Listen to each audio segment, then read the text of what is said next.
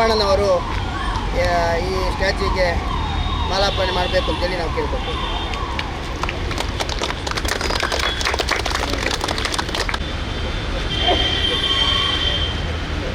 इंकलाब जिंदाबाद, इंकलाब जिंदाबाद, ACCTU जिंदाबाद, ACCTU जिंदाबाद, ऑटो रिक्शा चालकर यूनियनಗೆ ಜಯವಾಗಲಿ. इंकलाब जिंदाबाद, इंकलाब जिंदाबाद.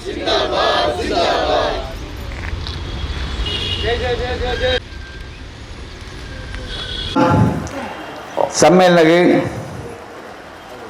ಉದ್ಘಾಟನೆ ಕ್ಲಿಪ್ಟನ್ ಬರಡಿಂದು ಆರಂಜಿ ದಾದಾಗೊಂಜಿ ಕಾರಣ ಬರ್ರಾಯ್ಜಿ ಈತ ನಮ್ಮ ಉದ್ಘಾಟನಾ ನಮ್ಮ ಕಾಮ್ರೇಡ್ ರಾಜ್ಯ ಅಧ್ಯಕ್ಷರು AICCTU ರಾಜ್ಯ ಅಧ್ಯಕ್ಷರಂಜಿನ ನಮ್ಮ ಅಪ್ಪಣ್ಣ ಮೆರುಳರು ಅವರು ಕೂಡ ಸರ್ ತಾವು ಸ್ಟೇಜಿಗೆ ಬರಬೇಕಂತ ತಮ್ಮಲ್ಲಿ ಕೇಳಿಕೊಳ್ತಾ ಇದ್ದೇನೆ.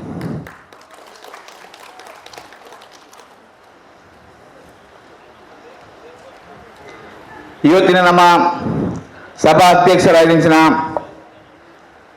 AICCTU ಜಿಲ್ಲಾ ಅಧ್ಯಕ್ಷರು ರಾಮಣ್ಣ ವಿಟ್ಲ ಇವರು ಕೂಡ ಸ್ಟೇಜಿಗೆ ಬರಬೇಕಂತ ತಮ್ಮಲ್ಲಿ ಕೇಳಿಕೊಳ್ತಾ ಇದ್ದೇನೆ.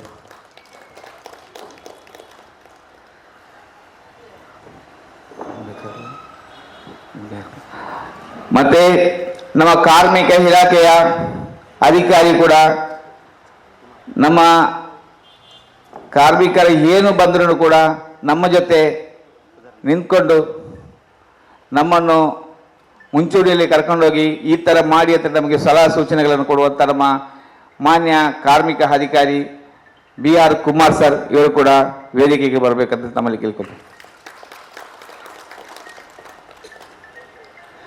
ಅದೇ ರೀತಿ ಇನ್ನೊಬ್ಬರು ಕಾರ್ಮಿಕ ಅಧಿಕಾರಿ ಎಲಿಜಿಬೆತ್ ತಾವರ ಶ್ರೀಮತಿ ವಿಲ್ಮಾ ಮೇಡಮ್ ಇವರು ಕೂಡ ವೇದಿಕೆ ಬರಬೇಕಂತ ತಮ್ಮಲ್ಲಿ ಕೇಳ್ಕೊಳ್ತಾರೆ. ಮತ್ತೆ ವಕೀಲ ಸಂಘ ನಮ್ಮ ದಕ್ಷಿಣ ಕನ್ನಡ ಜಿಲ್ಲೆಯ ವಕೀಲರ ಸಂಘದ ಅಧ್ಯಕ್ಷರಾದಂಥ ತುಳಸಿದಾಸ್ ಆರ್ ಲಂಚೂರು ವೇದಿಕೆ ಬರೋದಕ್ಕೆ ಏನಂದಲ್ಲ. ಮತ್ತೆ ವಲಸೆ ಕಾರ್ಮಿಕರ ಇಡೀ ನಮ್ಮ ದಕ್ಷಿಣ ಕನ್ನಡ ಜಿಲ್ಲೆಯಲ್ಲಿ ಅತಿ ಹೆಚ್ಚು ಕಾರ್ಮಿಕರಂದರೆ ವಲಸೆ ಕಾರ್ಮಿಕರು. ಅದರ ಸಂಘಟನೆ ಕೂಡ ನಮ್ಮ ಅಂಡರ್ನಲ್ಲಿ ಇರುವುದಕ್ಕೋಸ್ಕರ ವಲಸೆ ಕಾರ್ಮಿಕರ ಅಧ್ಯಕ್ಷರಾದಂಥ ಮೊಹಮ್ಮದ್ ಆಸಿಫ್ ಇಸ್ರೇಲ್ ಇವರು ಕೂಡ ಸ್ಟೇಜಿಗೆ ಬರಬೇಕಂತ ನಮ್ಮಲ್ಲಿ ಕೇಳಿಕೊಳ್ತೇವೆ.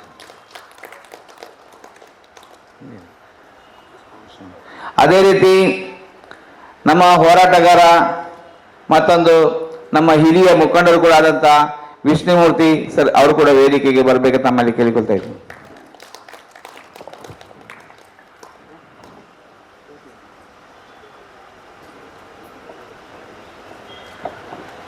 ಅದೇ ರೀತಿ ಇನ್ನೊಬ್ಬರು ಮಾಜಿ ಮುಖಂಡ ಮತ್ತೆ ಈ ಕಾರ್ಮಿಕ ಸಂಘಟನೆಗೆ ಮುಂಚೂಣಿಯಾಗಿ ನಿಂತ್ಕೊಂಡು ನನಗೆ ದಾರಿ ತೋರಿಸಿ ನನ್ನನ್ನು ಕೂಡ ಆಟೋ ರಿಕ್ಷಾ ಚಾಲಕರ ಮುಖಂಡನಾಗಿ ಮಾಡಿಸಲಿಕ್ಕೆ ಮಾಡಿಸಿ ಇವತ್ತು ಅವರು ಸೈಲೆಂಟ್ ಆಗಿ ಕೂತರು LT ಸುವರ್ಣ ಇವರು ಕೂಡ ವೇದಿಕೆಗೆ ಬರಬೇಕಂತ ತಮ್ಮಲ್ಲಿ ಕೇಳಿಕೊಳ್ತಾ ಇದ್ದೀವಿ.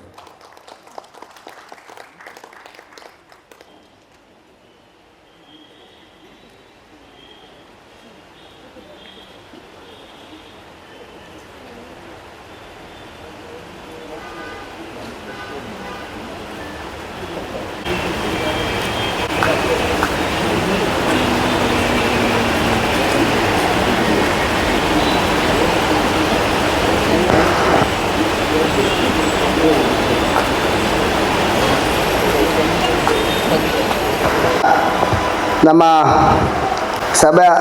ಸಭೆಯಲ್ಲಿ ಆಗಿರತಕ್ಕಂಥ ಎಲ್ಲ ನಮ್ಮ ಅತಿಥಿಗಳಿಗೆ ಹೂಗುಚ್ಛ ಕೊಟ್ಟು ಒಂದು ಗೌರವಿಸುವ ಒಂದು ಕಾರ್ಯಕ್ರಮ. ಹಾಗಾಗಿ ನಮ್ಮ AICCTU ರಾಜ್ಯಾಧ್ಯಕ್ಷರಾದಂಥ ನಮ್ಮ ರಾಮಣ್ಣ ವಿಟ್ಲ ಇವರು OP ಪಾರ್ಕಿನ ರಾಮಣ್ಣ ಅವರು ಹೂಗುಚ್ಛ ಕೊಟ್ಟು ಸನ್ಮಾನಿಸಬೇಕಾಗಿ ಕೇಳಿಕೊಳ್ತಾ ಇದ್ದೇನೆ.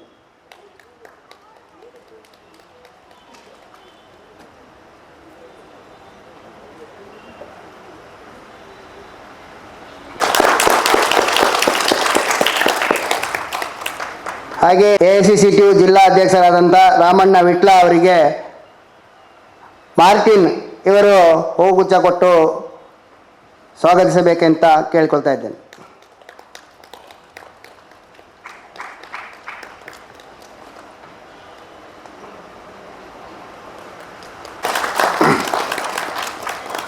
ಹಾಗೆ ನಮ್ಮ ಕಾರ್ಮಿಕ ಇಲಾಖೆಯ ಅಧಿಕಾರಿ ಅವರಾದಂಥ BR ಕುಮಾರ್ ಅವರಿಗೆ ಭರತ್ ಅವರು ಹೂಗುಚ್ಛ ಕೊಟ್ಟು ಸ್ವಾಗತಿಸಬೇಕಂತ ಕೇಳ್ತಾ ಇದ್ದೇನೆ.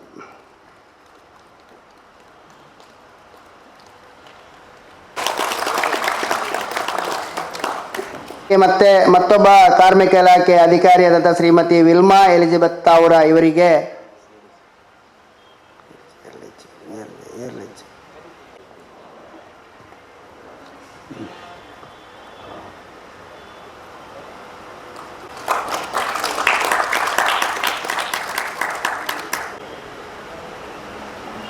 ಹಾಗೆ ನಮ್ಮ ಹಿರಿಯ ಕಾರ್ಮಿಕ ಮುಖಂಡರಾದಂಥ ವಿಷ್ಣುಮೂರ್ತಿ ಅವರಿಗೆ ಪ್ರದೀಪ್ ಇವರು ಹೂಗುಚ್ಛ ಕೊಟ್ಟು ಸಹಕರಿಸಬೇಕಾಗಿ ಕೇಳಿಕೊಳ್ತಿದ್ದೇವೆ.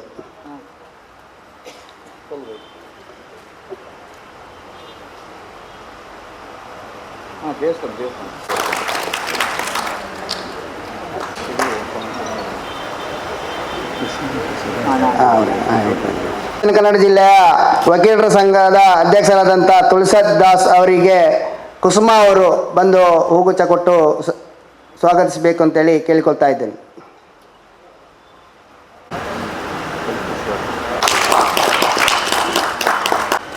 ಹಾಗೆ ನಮ್ಮ ಆಟೋ ರಿಕ್ಷಾ ಚಾಲಕರ ಮಾಜಿ ಅಧ್ಯಕ್ಷರಾಗಿರುವಂಥ LT ಸುರವಣ ಅವರಿಗೆ ಅಶ್ರಫ್ ಅವರು ಬಂದು ಹೂಗುಚ್ಛ ಕೊಟ್ಟು ಸಹಕರಿಸಬೇಕಾಗಿ ಕೇಳಿಕೊಳ್ತಾ ಇದ್ದೇವೆ.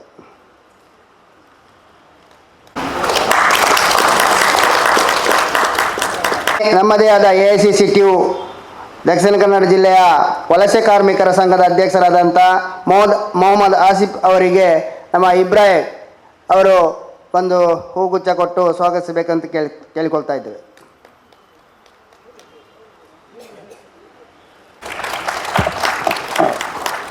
ಈಗ ಐವನ್ ಸರ್ನವರು ಅದಕ್ಕಿಂತ ಮುಂಚೆ ನಮ್ಮ ಇವತ್ತಿನ ಉದ್ಘಾಟಕರಾದಂಥ ನಮ್ಮ PP ಅಪ್ಪಣ್ಣ ಇವರು ನಮ್ಮ ಪರವಾಗಿ ಸ್ವಲ್ಪ ಮಾತಾಡಬೇಕಂತ ತಮ್ಮಲ್ಲಿ ಕೇಳಿಕೊಳ್ತಾ ಇದ್ದೀನಿ.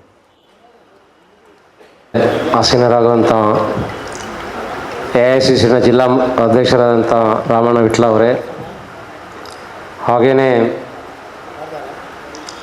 ನಮ್ಮ AICCTUನ ಮುಖಂಡರಾದಂಥ ಮೋಹನ್ ಅವರೇ, ಇವತ್ತು ಈ ಒಂದು ಕಾರ್ಯಕ್ರಮಕ್ಕೆ ಬಂದಿರುವಂಥ ಮಾನ್ಯ ಕಾರ್ಮಿಕ ಅಧಿಕಾರಿಯಾದಂಥ BR ಕುಮಾರ್ ಅವರೇ, ಹಾಗೆಯೇ ಶ್ರೀಮತಿ ವಿಲ್ಮಾ ಎಲಿಜಬೆತ್ ಅವರೇ ಮಾನ್ಯ ಕಾರ್ಮಿಕ ಅಧಿಕಾರಿಗಳು, ಹಾಗೆಯೇ ನಮ್ಮ ವಕೀಲರ ಸಂಘದ ಜಿಲ್ಲಾಧ್ಯಕ್ಷರಾದಂಥ ತುಳಸಿದಾಸ್ ಅವರೇ, ಮೊಹಮ್ಮದ್ ಆಸ್ಫೀಫ್ ಅವರೇ, ಹಾಗೆಯೇ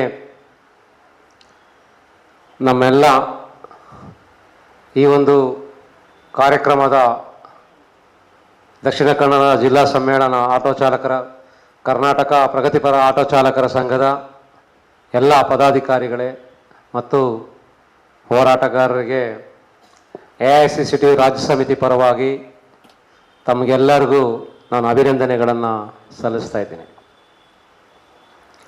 ಸ್ನೇಹಿತರೆ, ಇವತ್ತು ಈ ಒಂದು ಉದ್ಘಾಟನಾ ಕಾರ್ಯಕ್ರಮಕ್ಕೆ ನನ್ನನ್ನು ತಾವು ಕರೆಸಿದ್ದಕ್ಕಾಗಿ ತಮಗೆಲ್ಲರಿಗೂ ಮತ್ತೊಮ್ಮೆ ನಾನು ಹೃದಯಪೂರ್ವಕ ಅಭಿನಂದನೆಗಳನ್ನು ಸಲ್ಲಿಸ್ತಾ, ಈ ಒಂದು ಆಟೋ ಚಾಲಕರ ಈ ಸಂಘಟನೆ ರಾಜ್ಯದ ಉದ್ದಗಲಕ್ಕೂ ಬೆಳೆದು ಬಹಳ ದೊಡ್ಡ ಸಂಘಟನೆಯಾಗಿ ಹೊರಹೊಮ್ಮಲಿ ಅಂತೇಳಿ ನಿಮ್ಮನ್ನೆಲ್ಲರನ್ನು ಆಶಿಸ್ತಾ ಇದ್ದೇನೆ.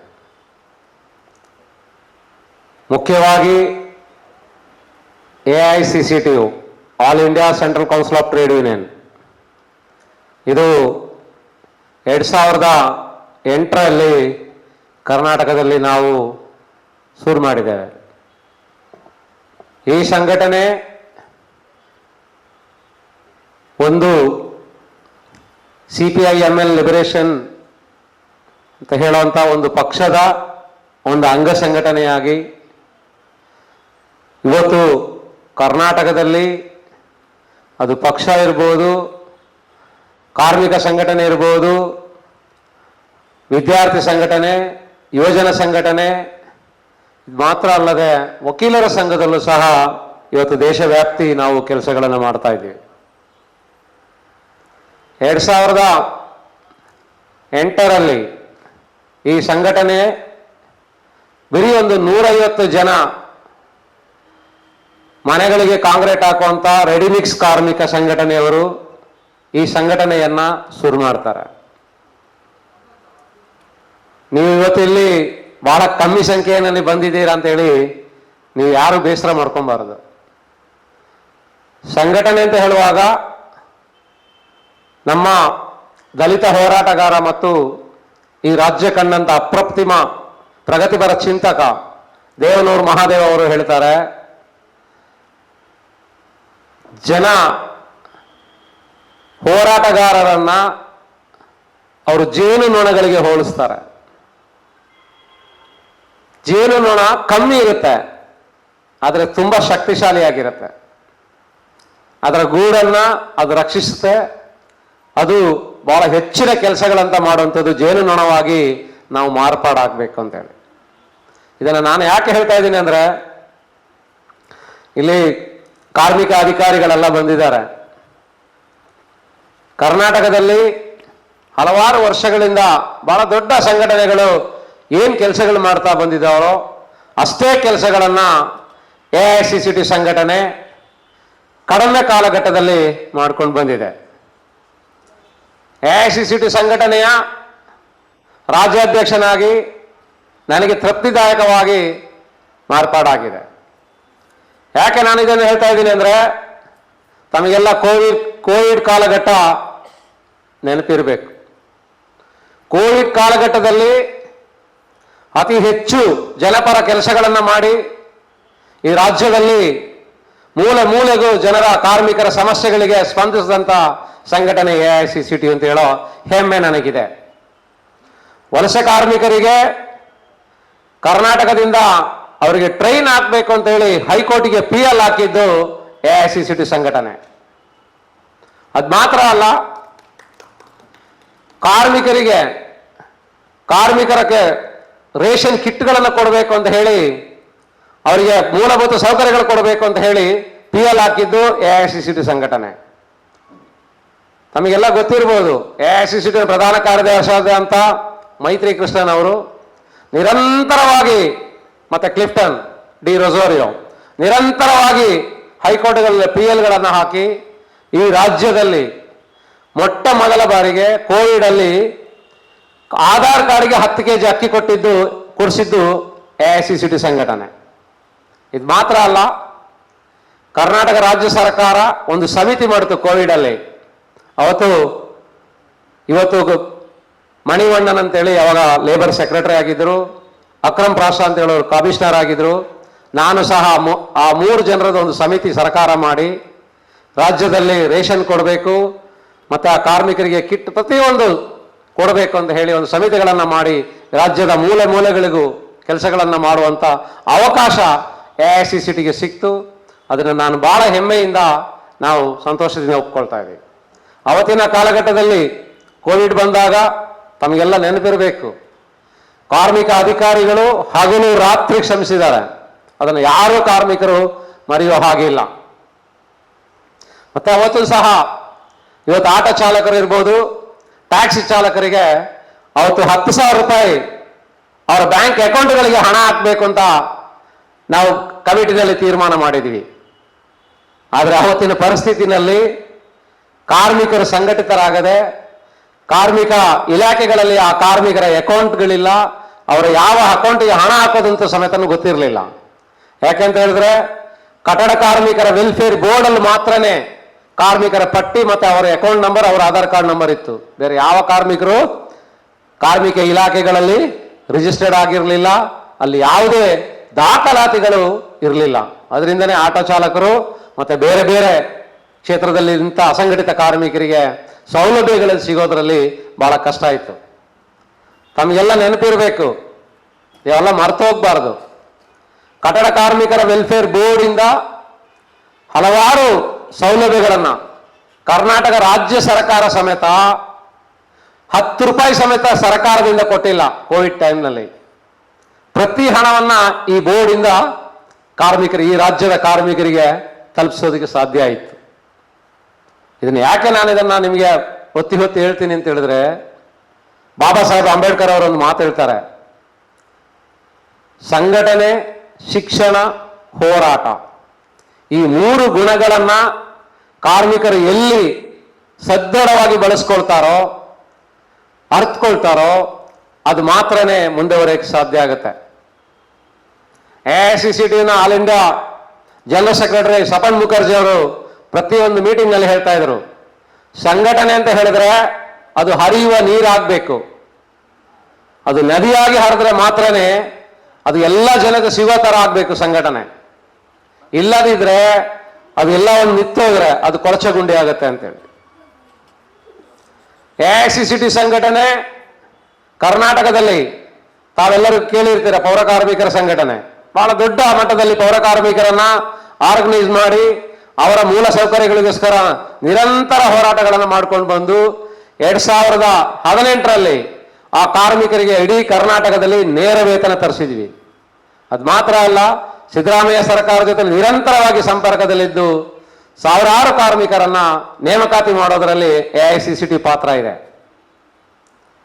ಇವತ್ತು ಪೌರ ಕಾರ್ಮಿಕರಾದವರು 42,000 ಸಂಬಳ ತಗೊಳ್ತಾ ಇದ್ದಾರೆ. ಇಲ್ಲಿ ನಾನು ನಿಮಗೆ ಆಟೋ ಚಾಲಕರು ಬಹಳ ಸಮಸ್ಯೆಗಳಲ್ಲಿ ಸಿಕ್ಕಾಕೊಂಡಿದ್ದಾರೆ. ಇವತ್ತು ಅದು ಪೆಟ್ರೋಲ್ ಇರ್ಬೋದು, ಬೇರೆ ಆ ಕಾರ್ಮಿಕರಿಗೆ ಯಾವುದೇ ಒಂದು ಸೌಲಭ್ಯಗಳು ಸಿಗದಂತ ಪರಿಸ್ಥಿತಿಯಲ್ಲಿ ನಾವಿದ್ದೀವಿ. ಸಂತೋಷ್ ಲಾಡ್ ಕಾರ್ಮಿಕ ಮಂತ್ರಿ ಬಂದ ಮೇಲೆ ಅವರು 2014ರಲ್ಲಿ ಪೌರ ಕಾರ್ಮಿಕರಿಗೆ ಫಸ್ಟ್ ಟೈಮ್ ಕನಿಷ್ಠ ವೇತನ ತಂದವರು ಸಂತೋಷ್ ಲಾಡ್. ಅದಾದ್ಮೇಲೆ ಮೊನ್ನೆ ಕರ್ನಾಟಕ ರಾಜ್ಯ ಸರ್ಕಾರ ಕನಿಷ್ಠ ವೇತನ ಬಿಡುಗಡೆ ಮಾಡಿದೆ. ಇಲ್ಲಿ ನಾವು ನೋಡ್ಬೇಕಾಗಿದ್ದಂದ್ರೆ ಸರ್ಕಾರಗಳು ಸ್ವಲ್ಪ ಕೆಲಸ ಮಾಡುತ್ತೆ, ನೀವು ಸಂಘಟಿತರಾಗಲಿಲ್ಲ ಅಂದ್ರೆ ಸೌಲಭ್ಯಗಳು ತಗೊಳ್ಳೋದ್ರಲ್ಲಿ ನಾವು ಹಿಂದೆ ಹೋಗಲಿಕ್ಕೆ ಸಾಧ್ಯ ಆಗತ್ತೆ. ನಾವು ಹೇಳ್ತಾ ಇದೀವಿ, ಆಟೋ ಚಾಲಕರು ಮತ್ತು ಟ್ಯಾಕ್ಸಿ ಚಾಲಕರು, ಬಸ್ ಚಾಲಕರು, ಲಾರಿ ಚಾಲಕರಿಗೆ ಎಲ್ಲರಿಗೂ ವೆಲ್ಫೇರ್ ಬೋರ್ಡ್ ಮಾಡಬೇಕು ಅಂತೇಳಿ. ಖಂಡಿತ ಅವ್ರು ಒಪ್ಕೊಂಡಿದ್ದಾರೆ, ಬೋರ್ಡ್ ಆಗುತ್ತೆ. ಆದ್ರೆ ವೆಲ್ಫೇರ್ ಬೋರ್ಡ್ ಮಾಡಿದ್ರೆ ಆ ಬೋರ್ಡ್ ಅಲ್ಲಿ ಸದಸ್ಯರಾಗದೆ ನೀವು ಹೇಗೆ ಬೆನಿಫಿಟ್ ಪಡ್ಕೊಳಕ್ಕಾಗತ್ತೆ? ಇದು ದೊಡ್ಡ ಸಮಸ್ಯೆ. ಇದು ನಾವು ಜಾಗೃತರಾಗಬೇಕು. ಮತ್ತೆ ಯಾವುದನ್ನು ಸರ್ಕಾರ ಡಿಕ್ಲೇರ್ ಮಾಡುತ್ತೆ, ಇವತ್ತಿಗೂ ಕರ್ನಾಟಕದಲ್ಲಿ ಏನು ಕನಿಷ್ಠ ವೇತನ ಇದೆಯೋ ಆ ಕಾರ್ಮಿಕರಿಗೆ ಸಿಗಬೇಕಾದ್ರೆ ಎಲ್ಲೋ ಸಂಘಟಿತರಾಗಿ ಹೋರಾಟ ಮಾಡೋ ಕಾರ್ಮಿಕರಿಗೆ ಮಾತ್ರ ಸಿಗ್ತಾ ಇದೆ. ಇದನ್ನು ನಾನು ನಿಮ್ಗೆ ಯಾಕೆ ಹೇಳ್ತಾ ಇದ್ದೀನಿ ಅಂದ್ರೆ, ಇಡೀ ಕರ್ನಾಟಕದಲ್ಲಿ ಕಸ ಗುಡಿಸುವ ಕಾರ್ಮಿಕರಿಗೆ ಸಿಕ್ಕಿದೆ. ಅದೇ ತರ ಅವರ ಕಸದ ಜೊತೆಯಲ್ಲಿ ಕಸ ವಿಲೇವಾರಿ ಕಾರ್ಮಿಕರಿದ್ದಾರೆ, ಆಟೋದಲ್ಲಿ ಹೆಲ್ಪರ್ ಕೆಲಸ ಮಾಡ್ಕೊಂಡಿರೋ ಕಾರ್ಮಿಕರಿದ್ದಾರೆ. ಇವತ್ತಿಗೂ ಅವ್ರ ಕೈಗೆ ಕರೆಕ್ಟ್ ಆಗಿ ಕನಿಷ್ಠ ವೇತನ ತಗೊಳಕ್ ಆಗ್ತಾ ಇಲ್ಲ. ಯಾಕೆಂತ ಹೇಳಿದ್ರೆ ಅವ್ರದ್ದು ATM ಪಾಸ್ಬುಕ್ಗಳೆಲ್ಲ ಕಾಂಟ್ರಾಕ್ಟರ್ಗಳ ಹತ್ರ ಇದೆ. ಎಷ್ಟು ಶಿಕ್ಷಣ, ಇದಕ್ಕೆ ಬಾಬಾ ಸಾಹೇಬ್ ಅಂಬೇಡ್ಕರ್ ಅವರು ಮಾತಿಗೂ ಶಿಕ್ಷಣ ಶಿಕ್ಷಣ ಶಿಕ್ಷಣ ಅಂತ ಹೇಳ್ತಾ ಇದ್ರು. ಶಿಕ್ಷಿತರಾದ್ರೆ ಶಿಕ್ಷಣ ಇಲ್ಲ ಅಂತ ಹೇಳಿದ್ರೆ ಅದು ಕನಿಷ್ಠ ವೇತನದ ಇರ್ಬೋದು, ನಮಗೆ ಬರಬೇಕಾಗಿರೋದು ಇರ್ಬೋದು, ಯಾವುದನ್ನೊಂದು ಆದ್ರೂ ನಾವು ಶಿಕ್ಷಣದ ಮೂಲಕ ಮಾತ್ರನೇ ಪಡ್ಕೊಳ್ಳೋಕೆ ಸಾಧ್ಯ ಆಗತ್ತೆ. ಇವತ್ತು ನಾವು ಈ ಟೌನ್ ಹಾಲ್ ಅಲ್ಲಿ ನಿಂತಿದ್ದೀವಿ. ಈ ಟೌನ್ ಹಾಲ್ ಅಂತ ಹೇಳೋದು ಬಹಳ ದೊಡ್ಡ ಐತಿಹಾಸಿಕವಾದಂತ ಒಂದು ಹಾಲ್. ಇದು ಯಾರ ಹೆಸರಲ್ಲಿದೆ? ಕುದ್ಮಲ್ ರಂಗಾರಾವ್ ಅವರಿದ್ದಾರೆ. ಬಹಳ ದೊಡ್ಡ ಸಾಮಾಜಿಕ ಹೋರಾಟಗಾರ, ಸಾಮಾಜಿಕ ಚಿಂತನೆಗಳನ್ನು ಬಿತ್ತಿದಂತ ವ್ಯಕ್ತಿ. ಆ ವ್ಯಕ್ತಿ ಹೇಳ್ತಾ ಇದ್ರು, ದಲಿತ ನಮ್ಮ ಏರಿಯಾದ ನಮ್ಮ ಊರಿನಲ್ಲಿರೋ ಒಬ್ಬ ದಲಿತ, ಅವನ ಮಗ ಓದಿ ಆತ ದೊಡ್ಡ ಅಧಿಕಾರಿಯಾಗಿ ಆತನ ಕಾರು ಹೋಗುವಾಗ ಅದರ ಧೂಳು ನನ್ನ ಮೈ ಮೇಲೆ ಬೀಳಬೇಕು ಅಂತ ಹೇಳಿದಂಥ ವ್ಯಕ್ತಿ. ಎಷ್ಟು ದೊಡ್ಡ ಕನಸುಗಾರ! ಅಂತ ಕನಸುಗಾರರ ಅಂತ ಈ ಊರಿನಲ್ಲಿ ಬೆಳೆದಂಥ ಊರು ಇದು. ನಿಮ್ಗೆ ಇಲ್ಲೇ ಪಕ್ಕದಲ್ಲಿ ಕೈಯೂರು ಚಿರಸ್ಮರಣೆ ಅಂತ ನೀವೆಲ್ಲ ಕೇಳಿರ್ತೀರ. ಬಹಳ ದೊಡ್ಡ ಹೋರಾಟಗಳು ನಡೆದಿದೆ. ಕೈಯೂರು ಹೋರಾಟ ಅಂತ ಹೇಳಿದ್ರೆ ಐತಿಹಾಸಿಕ ಹೋರಾಟಗಳು, ರೈತ ಹೋರಾಟ ನಡೆದಿದೆ. ಇದೇ ಮಂಗಳೂರು ಜೈಲಿಗೆ ಅವ್ರನ್ನ ತಗೊಂಡು ಬರ್ತಾ ಇದ್ರು. ಅವತ್ತು ಅವ್ರನ್ನ ನೋಡಕ್ಕೆ ಸಾವಿರಾರು ಜನ ಸೇರ್ತಾ ಇದ್ರು ಹೋರಾಟಗಾರರನ್ನ. ಅಂತ ಹೋರಾಟಗಾರರು ಇದ್ದಂಥ ಈ ಜಿಲ್ಲೆ ಈ ದಕ್ಷಿಣ ಕನ್ನಡ. ಇದಕ್ಕೆ ಬಹಳ ಐತಿಹಾಸಿಕವಾಗಿ ಮಹತ್ವ ಇದೆ. ಇಲ್ಲಿರೋ ಜನಗಳಿಗೂ ಬಹಳ ಒಂದು ಮಹತ್ವಗಳಿದೆ.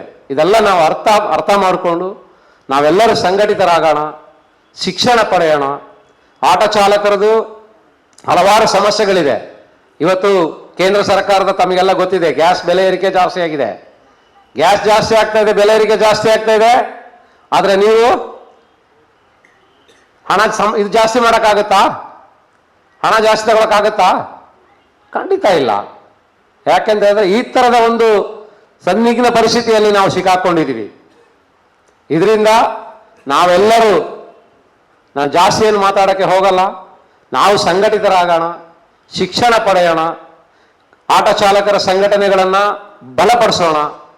ನಿಮ್ಮ ಸ್ನೇಹಿತರು ನೀವೆಲ್ಲರ ಜೊತೆಯಲ್ಲಿ ಯಾರ್ಯಾರು ಎಲ್ಲೆಲ್ಲಿ ಇದ್ದೀರೋ ಅಲ್ಲೆಲ್ಲ ಸಂಘಟಿತರಾಗೋದ್ರ ಬಗ್ಗೆ ಯೋಚನೆ ಮಾಡೋಣ. ಆ ಕಾರ್ಮಿಕರನ್ನ ಸಂಘಟಿತರಾಗಿ ನಾವು ಹೋರಾಟದ ಮುಖಾಂತರ ಮಾತ್ರನೇ ಏನಾದರೂ ಪಡ್ಕೊಳ್ಳೋಕ್ಕೆ ಸಾಧ್ಯ ಆಗತ್ತೆ. ಇವತ್ತು ನಮ್ಮ ಭಾರತ ದೇಶದಲ್ಲಿ ಬಹಳ ಹಿಂದೆ ಹೋಗ್ತಾ ಇದ್ದೀವಿ. ದಕ್ಷಿಣ ಕನ್ನಡ ಅಂಥ ದೊಡ್ಡ ವಿದ್ಯಾವಂತ ಇರುವಂಥ, ಅತಿ ಹೆಚ್ಚು ವಿದ್ಯಾವಂತ ಇರುವಂಥ ಜಿಲ್ಲೆ ಇದು. ಆದರೆ ಏನಾಗ್ತದೆ, 1940ರಲ್ಲಿ ಬಾಬಾ ಸಾಹೇಬ್ ಅಂಬೇಡ್ಕರ್ ಹೇಳ್ತಾರೆ, ಮೈಕ್ರೋ ಫ್ಯಾಸಿಸಮ್ ಬಗ್ಗೆ ಮಾತಾಡಿದ್ದಾರೆ. ಇವತ್ತು ನಾವು ಆ ಮೈಕ್ರೋ ಫ್ಯಾಸಿಸಮ್ ಅಂತ ಹೇಳೋದು ಹೆಮ್ಮರವಾಗಿ ಬೆಳೆದು ನಿಂತಿದೆ. ಇದೆಲ್ಲ ಹಿಮ್ಮೆಟ್ಟಿಸ್ಬೇಕಾಗತ್ತೆ. ಪೆಟ್ರೋಲು, ಡೀಸೆಲ್ ಪ್ರತಿಯೊಂದು ಜಾಸ್ತಿ ಆಗ್ತಾ ಇದೆ. ಕಾರ್ಮಿಕರ ಬದುಕು ಕೆಳಗಡೆ ಬರ್ತಾ ಇದೆ. ಕಾರ್ಮಿಕರ ಇವತ್ತು ಶಿಕ್ಷಣ ವ್ಯವಸ್ಥೆ ಹೇಗಿದೆ, ಇವತ್ತೆಲ್ಲ ನೀವು ಮಕ್ಕಳು ಡಾಕ್ಟರ್ ಇಂಜಿನಿಯರಿಂಗ್ ಎಲ್ಲ ಮಾಡೋಕ್ಕೆ ಆಗಲ್ಲ. ಆ ಮಟ್ಟಕ್ಕೆ ನಾವು ದುಡ್ದಿದ್ದನ್ನೆಲ್ಲ ಕೊಡೋಕ್ಕಾಗ್ತಾ ಇದೆ. ಮತ್ತು ಎರಡನೇ, ಇವತ್ತು ಹಾಸ್ಪಿಟಲ್ಗಳು, ಎಲ್ಲ ಹಾಸ್ಪಿಟಲ್ಗಳನ್ನು ಖಾಸಗೀಕರಣ ಮಾಡ್ತಾ ಇದೆ. ಖಾಸಗೀಕರಣ ಹೇಗೆ ಹೋಗ್ತಾ ಇದೆ ಅಂತ ನಾವು ಯೋಚನೆ ಮಾಡೋಕ್ಕದ ರೀತಿಯಲ್ಲಿ ಖಾಸಗೀಕರಣ ಬೆಳೀತಾ ಇದೆ. ಇವತ್ತು HCL ಇರ್ಬೋದು, BEML ಇರ್ಬೋದು, BHL ಇರ್ಬೋದು, ಸಾರ್ವಜನಿಕ ಉದ್ದಿಮೆಗಳು ಎಲ್ಲೂ ಇಲ್ಲ. ಎಲ್ಲ ಸಾರ್ವಜನಿಕ ಉದ್ದಿಮೆಗಳನ್ನು ಮುಚ್ಚುತ್ತಾ ಇದ್ದಾರೆ. ಮತ್ತೆ ನಿಮ್ಮ ಮಕ್ಕಳು ನಾಳೆ ಲಕ್ಷಾಂತರ ರೂಪಾಯಿ ಖರ್ಚು ಮಾಡಿ ನಿಮ್ಮ ಮಕ್ಕಳನ್ನು ನೀವು ಯಾವ ಸಾರ್ವಜನಿಕ ಉದ್ದಿಮೆಗಳಿಗೆ ಸೇರ್ಸಕ್ಕಾಗತ್ತೆ? ಇದ್ರ ಬಗ್ಗೆ ಹೋರಾಟಗಳನ್ನು ಮಾಡಬೇಕು. ಇದನ್ನೇ ನಾವು ಇವತ್ತು ಯಾವ ಕಾಲಘಟ್ಟದಲ್ಲಿ ಬಂದಿದ್ದೀವಿ, ಅದು ಗಾಂಧಿ ಇರ್ಬೋದು, ನೆಹರು ಇರ್ಬೋದು, ಅಂಬೇಡ್ಕರ್ ಇರ್ಬೋದು. ಇವತ್ತು ಅವರು ಎಲ್ಲ ವಿಷಯಗಳಲ್ಲೂ ನೋಡಿ ಹಿಂದಕ್ಕೆ ಆಗ್ತಾ ಇದ್ದಾರೆ. ಇದನ್ನು ನಾವು ಅವರನ್ನ ಗಾಂಧಿ ಬಗ್ಗೆನೂ ನಾವು ಅರ್ಥ ಮಾಡ್ಕೊಬೇಕಾಗತ್ತೆ. ಹಾಗೆ ಈ ದೇಶವನ್ನು ಕಟ್ಟಿದಂಥ ನೆಹರು ಬಗ್ಗೆನೂ ನಾವು ಅರ್ಥ ಮಾಡ್ಕೊಳ್ಬೇಕಾಗತ್ತೆ. ಅದೇ ಈ ದೇಶಕ್ಕೆ ಸಂವಿಧಾನವನ್ನು ಕೊಟ್ಟಿದ್ದ ಬಾಬಾ ಸಾಹೇಬ್ ಅಂಬೇಡ್ಕರ್ ಅವರನ್ನು ಸಹ ನಾವು ನೆನೆಸ್ಕೊಳ್ಬೇಕಾಗತ್ತೆ. ಬಾಬಾ ಸಾಹೇಬ್ ಅಂಬೇಡ್ಕರ್ ಅವರೊಂದು ಮಾತು ಹೇಳ್ತಾರೆ, ಇಡೀ ಪ್ರಪಂಚದ, ತಮಗೆಲ್ಲ ಗೊತ್ತಿರ್ಬೋದು, ಕಾರ್ಲ್ ಮಾರ್ಕ್ಸ್ ಅವರು ಇಡೀ ಪ್ರಪಂಚಕ್ಕೆ ಶ್ರಮ ಮತ್ತು ಶ್ರಮದ ವ್ಯಾಲಿಯನ್ನು ತಿಳಿಸಿದಂಥ ವ್ಯಕ್ತಿ. ಅವ್ರು ಹೇಳ್ತಾರೆ, ಕಾರ್ಮಿಕರಿಗೆ ಕಾಲಿಗೆ ಬೇಡಿ ಹಾಕಿರ್ತಾರೆ ಅಂತೇಳಿ ಅಲ್ವಾ? ಆದ್ರೆ ಅಂಬೇಡ್ಕರ್ ಹೇಳ್ತಾರೆ, ಇಡೀ ಪ್ರಪಂಚದಲ್ಲಿ ಗುಲಾಮರಿಗೆ ಕಾಲಿಗೆ ಬೇಡಿ ಹಾಕಿದರೆ ಭಾರತ ದೇಶದಲ್ಲಿ ಮೆದುಳಿಗೆನೆ ಬೇಡಿ ಹಾಕಿದೆ. ಕಾಲಿನ ಬೇಡಿ ಕಾಣುತ್ತೆ, ಬಿಚ್ಚಿಬಿಡ್ಬೋದು. ಆದ್ರೆ ಮೆದುಳಿಗೆ ಹಾಕಿರೋ ಬೇಡಿ ಇದೆಯಲ್ಲ, ಅದನ್ನ ಯಾರ ಕೈಯಿಂದನೂ ಬಿಚ್ಚಕ್ಕಾಗಲ್ಲ. ಅದನ್ನ ನಿಮ್ಮನ್ನ ನೀವೇ ಖುದ್ದಾಗಿ ಬಿಚ್ಕೊಬೇಕು. ಇಲ್ಲ ಅಂತ ಹೇಳಿದ್ರೆ ನಾವು ಇನ್ನೊಂದು ಕೆಳಗಡೆ ಹೋಗ್ತಾ ಇರ್ತೀವಿ. ನಮ್ಮ ಒಂದು ಮಕ್ಕಳಿಗೆ ಒಳ್ಳೆ ಶಿಕ್ಷಣ ಕೊಡಬೇಕು, ಒಳ್ಳೆ ಶಿಕ್ಷಿತರಾಗಬೇಕು. ಅದಕ್ಕೆಲ್ಲ ನಾವು ಪ್ರಯತ್ನ ಪಡಬೇಕು. ಸಂಘಟನೆ ಅಂತ ಹೇಳುವಾಗ ನಾವು ಯಾವುದೋ ಒಂದು ವಿಷಯಗಳನ್ನು ಇಟ್ಕೊಂಡು ಕೋಮುವಾದನೋ ಇಲ್ಲ ಬೇರೆ ಯಾವುದೋ ವಿಷಯಗಳನ್ನು ಇಟ್ಕೊಂಡಲ್ಲ. ಸಂಘಟನೆಯಲ್ಲಿ ಶಿಕ್ಷಣ ಆಗಬೇಕು, ಆ ಜನ ಶಿಕ್ಷಿತರಾಗಬೇಕು, ಒಳ್ಳೆಯ ವಿಷಯಗಳನ್ನು ಅರ್ಥಕೊಂಡು ಈ ದೇಶದ ಕಟ್ಟುವ ಬಗ್ಗೆ ಯೋಚನೆ ಮಾಡಬೇಕಾಗತ್ತೆ. ಸ್ವಾತಂತ್ರ್ಯ ಪೂರ್ವದಲ್ಲಿ ಸ್ವಾತಂತ್ರ್ಯಕ್ಕೋಸ್ಕರ ಲಕ್ಷಾಂತರ ಜನ ತ್ಯಾಗ ಮಾಡಿದ್ದಾರೆ. ಇವತ್ತು ಅವರ ತ್ಯಾಗಗಳಿಗೆಲ್ಲ ನಾವು ಬೆಲೆ ಕಟ್ತಾ ಇದೀವಾ? ಖಂಡಿತ ಇಲ್ಲ. ಇವತ್ತು ಎಲ್ಲಿ ಹೋಗ್ತಾ ಇದೆ, ಯಾವ ಮಟ್ಟಕ್ಕೆ ನಮ್ಮ ದೇಶ ಹೋಗ್ತಾ ಇದೆ ಅಂತ ಹೇಳಿದ್ರೆ ಬಹಳ ಒಂದು ಕ್ರಿಟಿಕಲ್ ಆದಂಥ ಜಾಗದಲ್ಲಿ ನಾವು ಬಂದು ನಿಂತಿದ್ದೀವಿ.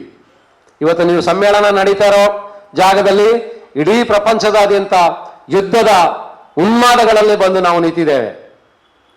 ಅದರ ಮಧ್ಯದಲ್ಲೂ ನಾವು ಒಳ್ಳೆಯ ವಿಚಾರಗಳನ್ನು ಅರ್ತು ನಾವು ಸಂಘಟಿತರಾಗೋಣ, ಹೋರಾಟ ಮಾಡೋಣ. ಬಾಬಾ ಸಾಹೇಬ್ ಅಂಬೇಡ್ಕರ್ ಇರ್ಬೋದು, ಭಗತ್ ಸಿಂಗ್ ಇರ್ಬೋದು, ಜವಾಹರ್ಲಾಲ್ ನೆಹರು ಇರ್ಬೋದು, ಗಾಂಧಿಯ ಒಂದು ಕನಸಿನ ಭಾರತವನ್ನು ಕಟ್ಟೋದಕ್ಕೆ ನಾವೆಲ್ಲರೂ ಶ್ರಮಿಸೋಣ, ಮುನ್ನಡೆಯೋಣ, ಗಟ್ಟಿಯಾಗೋಣ, ಸಮ ಸಮಾಜವನ್ನು ಕನಸುಗಳನ್ನು ನಾವು ಕಾಣೋಣ ಅಂತ ಹೇಳಿ ಇವತ್ತಿನ ಈ ಸಮ್ಮೇಳನಕ್ಕೆ ನನ್ನನ್ನು ಕರೆದು ಆಗಮಿಸಿದಂಥ ತಮ್ಮೆಲ್ಲರಿಗೂ ಮತ್ತೊಮ್ಮೆ ನಾನು AICCT ಪರವಾಗಿ ಕೆಂಪು ವಂದನೆಯನ್ನು ಹೇಳ್ತಾ ನಾನು ಮಾತನ್ನು ಮುಗಿಸ್ತಾ ಇದ್ದೀನಿ. ಜೈ ಭೀಮ್, ಲಾಲ್ ಸಲಾಂ.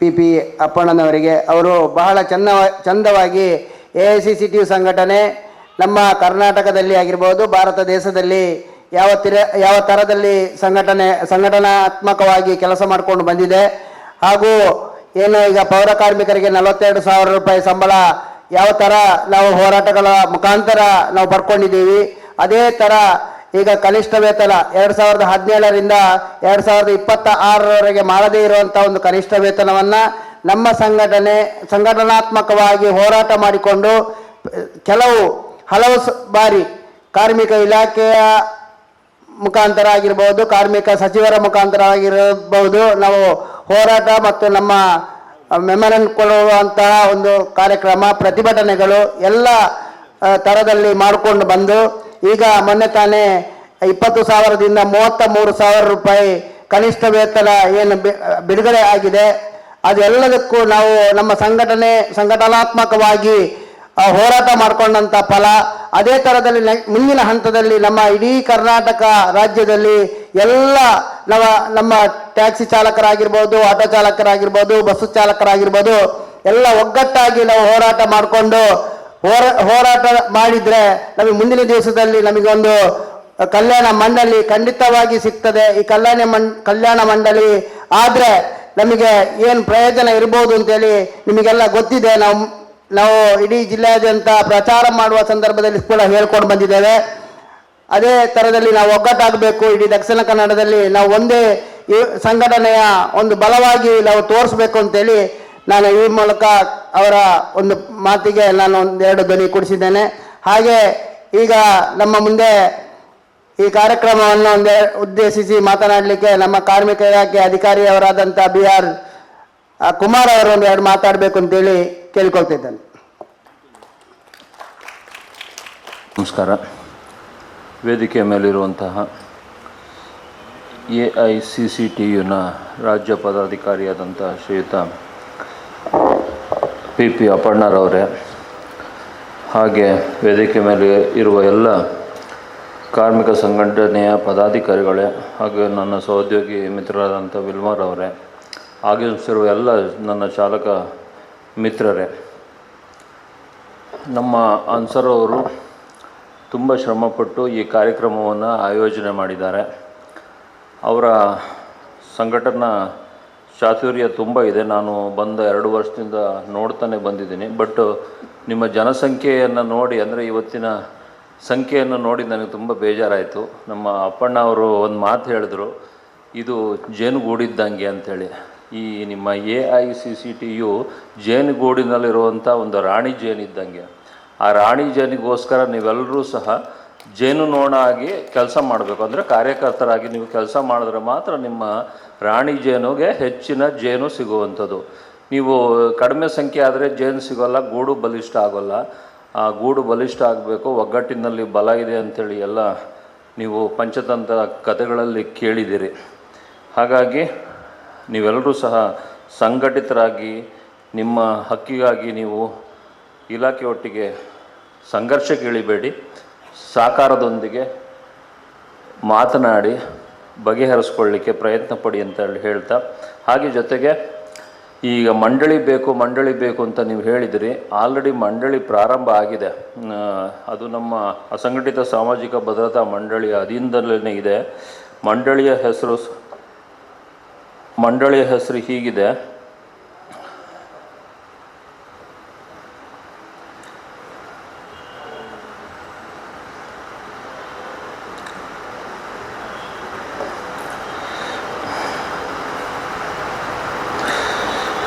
ಕರ್ನಾಟಕ ರಾಜ್ಯ ಮೋಟಾರು ಸಾರಿಗೆ ಹಾಗೂ ಇತರೆ ಸಂಬಂಧಿತ ಕಾರ್ಮಿಕರ ಸಾಮಾಜಿಕ ಭದ್ರತೆ ಮತ್ತು ಕ್ಷೇಮಾಭಿವೃದ್ಧಿ ಮಂಡಳಿ ಅಂತ ಹೇಳ್ಬಿಟ್ಟು ಈ ಮಂಡಳಿ ಅಡಿಯಲ್ಲಿನೇ ಈಗ ನಿಮಗೆ ಹಲವಾರು ಸಾಮಾಜಿಕ ಭದ್ರತಾ ಸೌಲಭ್ಯಗಳನ್ನು ನೀಡ್ತಾ ಇರುವಂಥದ್ದು ಮತ್ತು ಆ ಮಂಡಳಿ ಅಧೀನದಲ್ಲೇ ನಿಮಗೆ ಇವಾಗ ನೋಂದಣಿಯನ್ನು ಸಹ ಮಾಡ್ತಾ ಇರುವಂಥದ್ದು.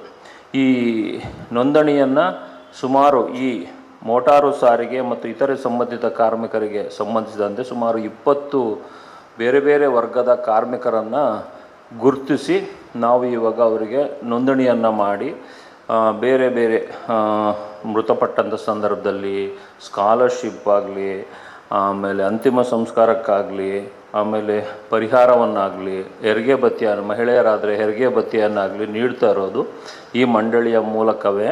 ಹಾಗಾಗಿ ಹೆಚ್ಚಿನ ಸಂಖ್ಯೆಯ 18 ವರ್ಷ ಮೀರಿದಂತಹ ಕಾರ್ಮಿಕರುಗಳು ಈ ಮಂಡಳಿಯಲ್ಲಿ ಫಲಾನುಭವಿಗಳಾಗಬೇಕು. ಫಲಾನುಭವಿಗಳಾಗಲಿಕ್ಕೆ ಸಂಪೂರ್ಣ ಉಚಿತ ಇಲ್ಲ, ಇದು 50 ರೂಪಾಯಿಗಳ ಒಂದು ನೋಂದಣಿ ಶುಲ್ಕವನ್ನು ನೀವು ಪಾವತಿಸಬೇಕು. ಪ್ರತಿ 3 ವರ್ಷಕ್ಕೊಮ್ಮೆ ಅದನ್ನು ನವೀಕರಣ ಮಾಡಿಕೊಳ್ಬೇಕು. ನೀವು ಯಾವುದೇ CSC ಸೆಂಟ್ರ್ಗಳಲ್ಲಿ, ಗ್ರಾಮವನ್ಗಳಲ್ಲಿ ಅಥವಾ ನೀವೇ ವೆಬ್ಸೈಟ್ಗಳಿಗೆ ಹೋಗಿ, ಅಂದರೆ ನಮ್ಮ ವೆಬ್ಸೈಟಿಗೆ ಹೋಗಿ ನೀವು ಮಾಡಿಕೊಳ್ಳಿಕ್ಕೆ ಅವಕಾಶವನ್ನು ಕೊಟ್ಟಿದ್ದಾರೆ. ಸಿಂಪಲ್, ಏನು ಹೆಚ್ಚಿನ ಡಾಕ್ಯುಮೆಂಟ್ ಏನು ಕೇಳಲ್ಲ. ಆಧಾರ್ ಕಾರ್ಡು, ಬ್ಯಾಂಕ್ ಅಕೌಂಟು, ನಿಮ್ಮ ನಾಮಿನಿ ಡೀಟೇಲ್ಸು ಮತ್ತು ನೀವು ಎಲ್ಲಿ ಕೆಲಸ ಮಾಡ್ತಿದ್ದೀರ ಅನ್ನೋದ್ರ ಬಗ್ಗೆ ಒಂದು ಪುರಾವೆಯನ್ನು ಕೊಟ್ಟು 50 ರೂಪಾಯಿ ಶುಲ್ಕವನ್ನು ಕೊಟ್ಟರೆ ನಿಮಗೆ ನೋಂದಣಿ ಆಗುತ್ತೆ. ನೋಂದಣಿ ಆದಂತಹ ಕಾರ್ಮಿಕರು ಏನಾದರೂ ಅಪಘಾತದಲ್ಲಿ, ಅಂದರೆ ಚಾಲಕರು ಅಥವಾ ಈ 20 ವಲಯದ ಅಂದರೆ ಬೇರೆ ಬೇರೆ ವರ್ಗದ ಕಾರ್ಮಿಕರು ಅಂತ ಹೇಳಿದ್ದೀನಿ ನಾನು. ಚಾಲಕರು, ಕಂಡಕ್ಟ್ರು, ಕ್ಲೀನರು, ಪಂಚರ್ ಹಾಕೋರು, AC ಫಿಟ್ಟಿಂಗ್ ಮಾಡೋರು, ಅದನ್ನು ಟಿಂಕರಿಂಗ್ ಮಾಡೋರು, ನಂತರದಲ್ಲಿ ಲೈನ್ ಚೆಕ್ಕಿಂಗ್ ಕೆಲಸ ಮಾಡುವಂಥವ್ರು, ಲೋಡರ್ಸು, ಅನ್ಲೋಡರ್ಸು, ಈಗ ಮೋಟಾರು ವಾಹನ ಸಾರಿಗೆ ಉದ್ದಿಮೆಯಲ್ಲಿ ಏನೇನೆಲ್ಲ ಕೆಲಸಗಳು ಬರ್ತದೆ ಅದರಲ್ಲಿ ಈಗ 20 ವಲಯದ ವರ್ಗದ ಕಾರ್ಮಿಕರನ್ನು ಸೇರಿಸಿದ್ದಾರೆ. ಅಂಥವ್ರಿಗೆ ನಾವು ನೋಂದಣಿ ಮಾಡ್ತಾ ಇದ್ದೇವೆ. ಸುಮಾರು 37,567 ಈಗಾಗಲೇ ನೋಂದಣಿ ಆಗಿದೆ. ಆ ನೋಂದಣಿ ಆಗಿರುವಂಥವ್ರು ಸುಮಾರು ನಾವು ಕ್ಲೈಮ್ ಸಹ ನಾವು ಕೊಡ್ತಾ ಬಂದಿದ್ದೇವೆ. 5 ಲಕ್ಷ ರೂಪಾಯಿಗಳ ಕ್ಲೈಮನ್ನು ಯಾವುದೇ ಮಧ್ಯವರ್ತಿಯ ಸಹಾಯ ಇಲ್ಲದೆ ನೇರವಾಗಿ ಅವರ ಖಾತೆಗೆ DBT ಮೂಲಕ ಅಥವಾ ಅವರ ಖಾತೆಗೆ ಕ್ರೆಡಿಟ್ ಮೂಲಕ ಮಾಡುವ ಮೂಲಕ ಮಂಡಳಿಯಿಂದ ನೇರವಾಗಿ ಅವರ ಫಲಾನುಭವಿಯ ನಾಮಿನಿಯ ಖಾತೆಗೆ ಜಮೆ ಆಗುವಂತಹ ಕೆಲಸವನ್ನು ನಾವು ಮಾಡ್ತಾ ಇದ್ದೇವೆ. ಹಾಗಾಗಿ ಬರೀ 37,000 ಮಾತ್ರನ ಚಾಲಕರಿರೋದು ಅಥವಾ 37,000 ಮಾತ್ರನ ಬೇರೆ ಬೇರೆ ಈ 20 ವರ್ಗದ ಕಾರ್ಮಿಕರು ಇರೋದು ಅಂತ ಅಲ್ಲ, ಸುಮಾರು ಜನ ಇದ್ದಾರೆ. ಇನ್ನು ಮಾಹಿತಿಯ ಕೊರತೆ ತುಂಬ ಇದೆ. ಹೆಚ್ಚಿನ ಈಗ ನೀವು ಬಂದಿದ್ದೀರಿ, ನಾನು ಯಾವುದಾದ್ರೂ ಆಟೋ ಹತ್ತಿದ್ರೂ ಸಹ ನಾನು ಅವ್ರನ್ನ ಕೇಳ್ತೀನಿ, ನೋಡಪ್ಪ ನೀವು ನಮ್ಮ ಕಾರ್ಡ್ ಮಾಡ್ಕೊಂಡಿದ್ದೀರಾ ಏನು ಎತ್ತಂದು, ಅವ್ರಿಗೆ ಗೊತ್ತೇ ಇಲ್ಲ ಸರ್ ಯಾವ ಕಾರ್ಡು ಅಂತಾರೆ. ಹಾಗಾಗಿ ಎಲ್ಲರೂ ಸಹ ನೀವು ಹೆಚ್ಚಿನ ಸಂಖ್ಯೆಯಲ್ಲಿ ಇದನ್ನು ನೀವೇ ಬಾಯಿಂದ ಬಾಯಿಗೆ ಪ್ರಚಾರ ಮಾಡಬೇಕು.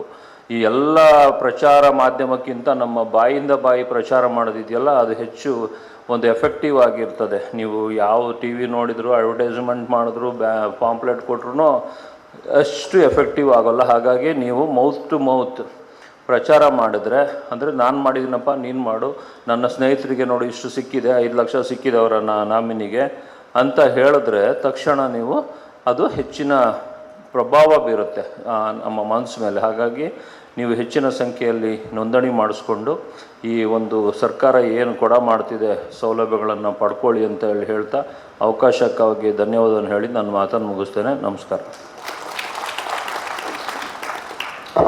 ನಮ್ಮ ಕಾರ್ಮಿಕ ಕುಮಾರ್ ಸರ್ಗೆ ಧನ್ಯವಾದ. ನಮಗೆ ಕೆಲವು ವಿಷಯಗಳನ್ನು ಸರ್ ತಿಳಿಸಿದರು. ಸರ್ ನಮಗೆ ನಮ್ಮ ಈಗ ಅಂದಾಜಲ್ಲಿ ನಮಗೆ ಇದು ಕಾಣ್ತಾ ಇದೆ ಸರ್, ಈ ಕಾರ್ಮಿಕ ಕಾರ್ಡು ಬರೀ ಗೋಲ್ ಅಂತೇಳಿ. ಯಾಕಂತ ಹೇಳಿದರೆ ಈ ಕಾರ್ಮಿಕ ಕಾರ್ಡಲ್ಲಿ ನಮಗೆ ಯಾವುದೇ ಒಂದು ಸವಲತ್ತು ಇಲ್ಲ. ಒಂದು ಎರಡನೇದಾಗಿ ಕೆಲವು ಜನ ರಿಕ್ಷಾ ಚಾಲಕರಿಗೆ ಆಟೋದಿಂದ ಡಾಕ್ಯುಮೆಂಟ್ಸ್ ಪಡ್ಕೊಂಡು ಸ್ಮಾರ್ಟ್ ಕಾರ್ಡ್ ಮಾಡಿಕೊಟ್ಟಿದ್ದೀರಾ. ಆದರೆ ಸ್ಮಾರ್ಟ್ ಕಾರ್ಡ್ ಮಾಡಿಕೊಟ್ಟಿದ ನಂತರ ಈ ಅಸಂಘಟಿತ ಕಾರ್ಮಿಕರಂತೇಳಿ ಸ್ಮಾರ್ಟ್ ಮಾಡಿಕೊಟ್ಟಿದ ನಂತರ ಅದನ್ನು ಏನಾದರೂ ನಮಗೆ ದತ್ತಾದರೆ ಅಲ್ಲಾದರೆ ನಮಗೆ ಏನಾದರೆ ಇಂಜುರಿ ಆದರೆ ಅದರಲ್ಲಿ ಸವಲತ್ತು ಸಿಗೋದು. ದತ್ತಾದರೆ ಸವಲತ್ತು ಸಿಗಬೇಕಾದ್ರೆ ಈಗ ಉದಾಹರಣೆಗೆ ನಂದೇ ಹೆಂಡತಿ ಅಷ್ಟೊಂದು ಚಾಲಿಲ್ಲ, ಅವ್ರು ಇಲ್ಲಿ ಹೋಗಬೇಕು, ಯಾರಿಂದ ಕೇಳಬೇಕು? ಆದಷ್ಟು ತಾವುಗಳು ಮಾಡಿಕೊಟ್ಟಿದ್ದೀರಾ. ನಮಗೆ ಬೇಕಾಗಿರೋದು ಸಂಘಟನಾತ್ಮಕವಾಗಿ ಒಂದು ಮಾಡಿದರೆ ನಾವು ತೆಗಿಬೋದು. ಒಂದು ಆಲ್ರೆಡಿ ನಮ್ಮ OP ಪಾರ್ಕಲ್ಲಿ ಒಬ್ಬರು ಡೆತ್ ಆಗಿದ್ರು, ಅದರ ಎಲ್ಲ ಡಾಕ್ಯುಮೆಂಟ್ಸ್ ನಮಗೆ ನಾವು ತಲುಪಿಸಿದ್ದೇವೆ. ಅದನ್ನು ಇನ್ನೂ ನಮಗೆ ಬಂದಿಲ್ಲ. ಅದೇ ಕಾರಣ ಮತ್ತೆ ನಾವು ಈಗ ತಮಗೆ ಗೊತ್ತಿದೆ ಸರ್, ನಾವು ತೊಕ್ಕೋಟಲ್ಲಿ, ಕುತ್ತಾರಲ್ಲಿ, ಪಾವರಲ್ಲಿ ಎಲ್ಲ ಕಡೆ ನಾವು ಈ ಕಾರ್ಮಿಕ ಕಾರ್ಡ್ ಮಾಡಿದ್ದೇವೆ. ಮತ್ತೆ ಮೂಡಬಿದ್ರೆಯಲ್ಲಿ ಎಲ್ಲ ಮಾಡಿದ್ದೇವೆ. ಅದಕ್ಕೆ ತಾವು ಕೂಡ ಬಂದಿದ್ದೀರಾ. ಮತ್ತೆ ಅದು ಎಷ್ಟು ಜನಕ್ಕೆ ಇಲ್ಲಿ ಅಷ್ಟು ಇಲ್ಲ, ಅಲ್ಲಿ ಬೀಡಾಗ್ತಾ ಇತ್ತು, ರಶ್ ಇತ್ತು. ಆದ್ರೂ ಒಂದು 200-250 ಜನರ ಕಾರ್ಮಿಕ ಕಾರ್ಡನ್ನು ನಾವು ಮಾಡಿಕೊಟ್ಟಿದ್ದೀರಾ. ಆದರೆ ಮಾಡಿಕೊಟ್ಟವರಿಗೆ ಸ್ಮಾರ್ಟ್ ಕಾರ್ಡ್ ಸಿಕ್ಕಿಲ್ಲ ಸರ್. ಮತ್ತೆ ನಮಗೆ ಒಂದು ಇದು ಮಾತ್ರ ಕೆಲವು ಜನ ನಾವು ಹೆಂಗಿದ್ರೆ ಸರ್, ಅತಿ ಬುದ್ಧಿವಂತರಲ್ಲಿ ಜಾಸ್ತಿ ಬುದ್ಧಿವಂತರು ನಾವು ಸರ್, ರಿಕ್ಷಾ ಚಾಲಕರು. ಅತಿ ಬುದ್ಧಿವಂತರಲ್ಲಿ ಜಾಸ್ತಿ ಬುದ್ಧಿವಂತರು ನಾವು. ಯಾಕಂತ ಹೇಳಿದ್ರೆ ಈ ಸ್ಮಾರ್ಟ್ ಕಾರ್ಡ್ ಏನಂತ ಹೇಳಿ ಕೆಲವು ಜನ ತಿಳಿಸಿಲ್ಲ. ಅದರ ವಿಷಯದಲ್ಲಿ ಕೂಡ ಸ್ವಲ್ಪ ನಮ್ಮ ವಿಲ್ಮಾ ಮೇಡಮ್ ಕೂಡ ತಿಳಿಸ್ಬೇಕು. ಈ ಸ್ಮಾರ್ಟ್ ಕಾರ್ಡು ಮುಂಚೆ ಕೊಟ್ಟಂತ ಒಂದು ನಮಗೆ ಕಾರ್ಡಿದೆ, ಅದು ಏನಂತ ಹೇಳಿ ಅದು ಕೂಡ ವಿಲ್ಮಾ ಮೇಡಮ್ ತಿಳಿಸ್ಬೇಕು. ಈಗ ನಮ್ಮನ್ನು ಉದ್ದೇಶಿಸಿ ವಿಲ್ಮಾ ಮೇಡಮ್ ಮಾತಾಡ್ಬೇಕಂತ ತಮ್ಮಲ್ಲಿ ಕೇಳ್ಕೊಳ್ತಾರೆ.